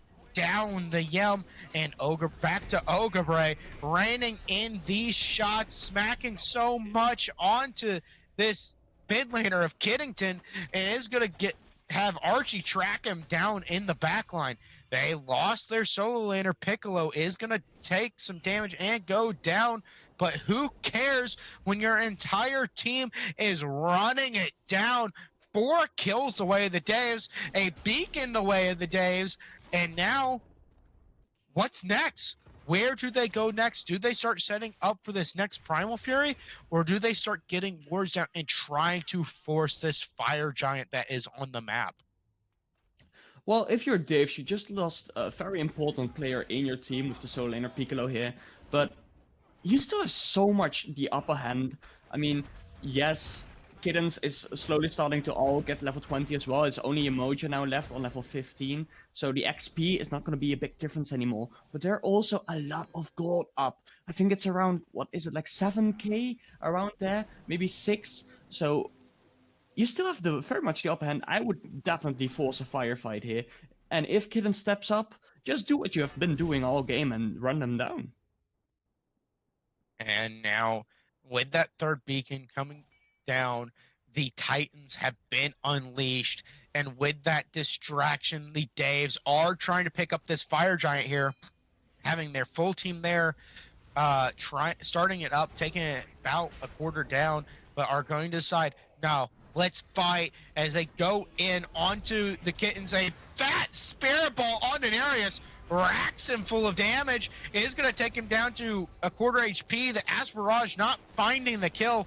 So close, as now Mino still with those spirit balls, with those hands of the Wingus, throwing them hands, is going to take down Shiba, locking him down. And this man still has a circle of protection for this fire giant, using the rest of his team's ultimates, but still having the most important one for his objective secure.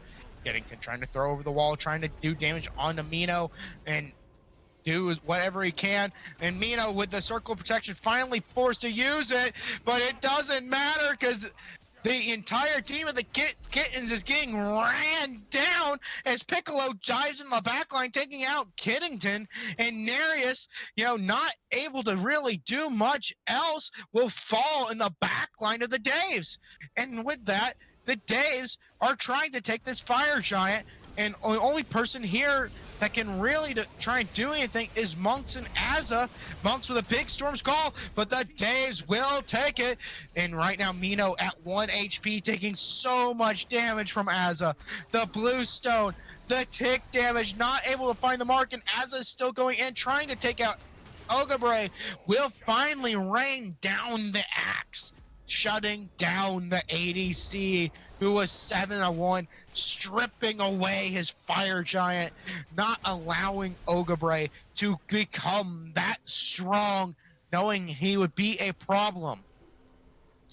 In that fight, though, you gotta give away how clutch the shield is that ESET Silence gives right now. Like, that must have 100% saved her life there from the Chuck. Unfortunate, Rama does fall down, but you still got 3 people with Fire Giant, 2 of which do a lot of damage, 1 of which can use it to tank. So I am not complaining if I'm Dave's here. Of course, you would have preferred to keep it on all 5, but definitely still a win in my book. Yeah, and we circle back to a conversation we had earlier. We thought this Rama might be trying out that Silver Branch ideals, but not even going into it.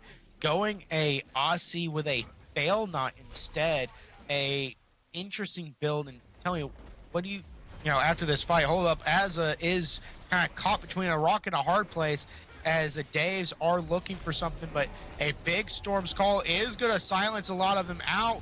Going to force that circle of protection ultimate is Azza, as they're able to back up And also, whoa, Archie Baker taking out Narius in the back line, diving a little bit deep, and with the biggest spirit ball of a lifetime, catching Monk's Legacy right before he gets into the Emojis Riptide to get away.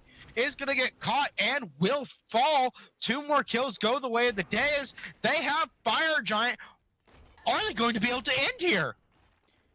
It might be awfully close. The bird is next on the chopping board. There is still a tower in duo lane and Archie 2 other birds. jumping in, doing damage to Kittens, going to force him to return back to the base. The mid bird will fall. Shiba will use the Riptide, will try to make an escape, and Archie doesn't care. He just hops in after him with a fat root on the Kittens as well, taking him down to a quarter. Archie's a madman. He's a menace. And he gets the ult on the Asa and pulls it back into Mino, and he goes down. What is Archie doing? This man is insane. Bird number 2 on this solo side will fall. The full 5 is alive for the Daves. But they will finally leave, taking 2 birds in the lives of the frontliners of the Kittens, and will back with their plunder of gold and money to finish out those builds, finish out those items, and reset for this Gold Fury and for that EFG coming up here in 2 minutes. The respawn time is just a tad too long to go for the end call, or at least feel comfortable to go for the end call. I think they might have gotten it, but it is very risky. It wouldn't be the first Smite game that we have seen here in the GSL that gets thrown by an end call that doesn't work out for you. And with how much is on stake right now, you don't want to go for that. So I respect to go for a bit of a more safe play here, get the Gold Fury, and just wait for the next Fire Giant. You'll most likely win that fight over it anyway. Yeah, and as I was saying, what do you think this fail not in this Aussie, really kind of adds to that ADC build?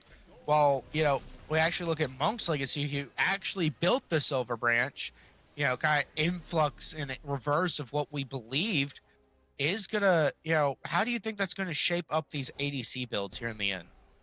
I think I'm not sure about the Silver Branch. The Silver Branch bow. I'm a bit surprised by it without having the RC instead of the Defos. I mean, I would have liked it if he had the RC. As for the Phil Knot, personally, I would say get out of the kitchen. But he's 7-2 and in UD, so who am I? Apparently, it's working as we see right in our face. But on Rama, a Phil Knot last item as an only crit item, I think it's a bit questionable. But then again, it's probably not being bought for the crit, is it? Yeah, I mean, with cooldowns and power is a very good flexible item. Also, on that Rama, I can see when you're coming down from the Astral Barrage, giving yourself that crit after you come down out of that cast, being a potential savior to your life could be interesting. Although I really would have liked to see the Odysseus bow on this Hachiman rather than the Silver Branch, feeling like that he needs more ability to do damage to the whole team rather than just one target. But the Days starting up the Enhanced Fire Giant are going to force the Storm's Call out of Aza.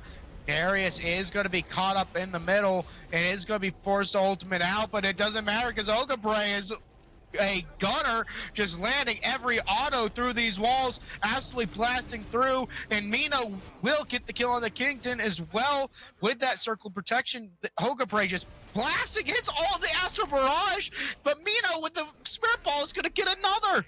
Beautiful combos between this ADC and mid, and that crit will come through. As you saw that one crit do 266 onto this shock, as Mino will find the triple though, as this is going to be game, as they are fighting over trying to kill the Yamoja just for the fun of it. But this is going to be game number 3, our round 1 set, going the way of the Daves, beating the Kittens 2 weeks back to back to in this grudge match to send the Kittens down to the loser bracket. And what a game it was, Bloody. I mean, it wasn't as close as for example, the first game was, but it definitely still was a game. I mean, at least the first 15 minutes, it was back and forwards until Dave's finally just pulled through. After they won the 2 fights in a row, they just got a pretty comfortable lead and they just ran it down the entirety after. I mean, after that, there was not a point anymore where I thought Kittens might have gotten a way back. Just perfectly executed by Dave and just great smite overall. Yeah, both teams, fighting their heart out in this round one of playoffs. The Daves, showing why they won last week as well. They took last week 2-0 versus the Kittens. The Kittens may have been the higher seed in this matchup, but already the Daves had shown that they had an advantage. Taking down the only team that has actually taken off a single game off of Pikachu Esports. It doesn't matter. The Daves don't care that only that the Kittens were the only ones to take a game off of the number one team all season. They are sending them straight to the loser bracket, right off the gut, right off the shot. And now, we look at this game, we look at how well that switch up of Ogre to ADC and Piccolo to solo, how it just brought the entire team to life for the Daves. They made that change going into game 2, and Ogre played with fire. He was cooking in that kitchen the entire set and made it a complete catastrophe, a cataclysm for the Kittens. Yes, but the set might have been won, but the war definitely isn't over yet. Don't forget that Kitten or our favorite E-Kittens are still in the bracket. It might be the loser bracket, and it's going to be a very hard uphill battle from here. But they're definitely not done yet, and it is a team to look out for in this UD bracket. So I'm excited, but I'm also very excited about Dave's, and to find out who they're facing in the next game is going to be our next step, as Dave's with a comfortable lead, and they must feel very comfortable themselves as well after this win, might be looking at one of the favorites for this bracket. Of course, we do still have teams like Pikachu Esports who might give them a very, very good run of their money, but hey, you never know. Yeah, and as you mentioned, the Daves will be facing off against Pikachu Esports in the next round, and the Kits will actually be facing against Skill Issue in the next round. So the Daves are going to have to face against Pikachu Esports, who have only dropped a singular game to the Kittens all season. So that's going to be an uphill battle for the Daves, but maybe with that surge of confidence from this win, they can push through and take that win. But for now, we'll have to wait and see, as a beautiful game has played out, a beautiful set has played out, and the Daves will take home round number 1. With class, and we hope to see you in the next one.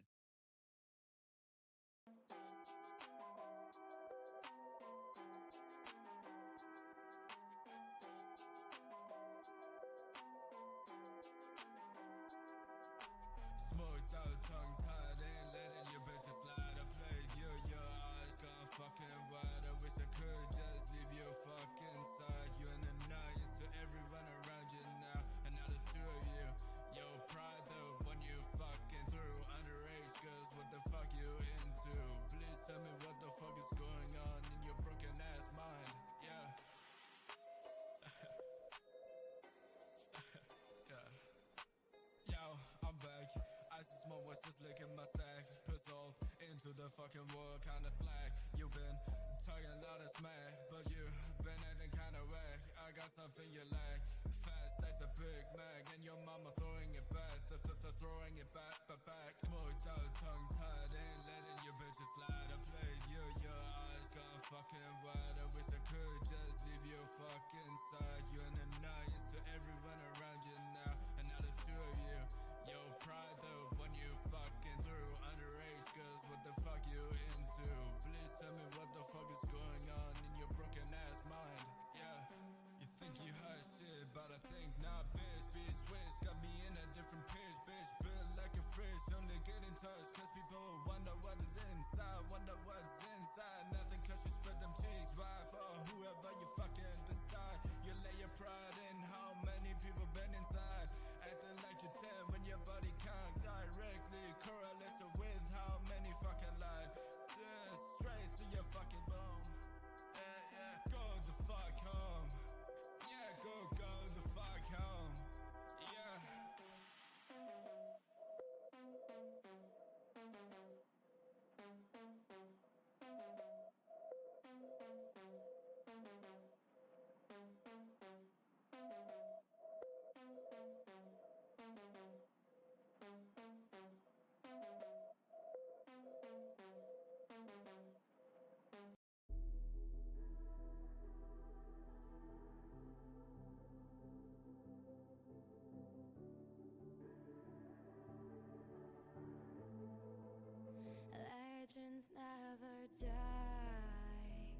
when the world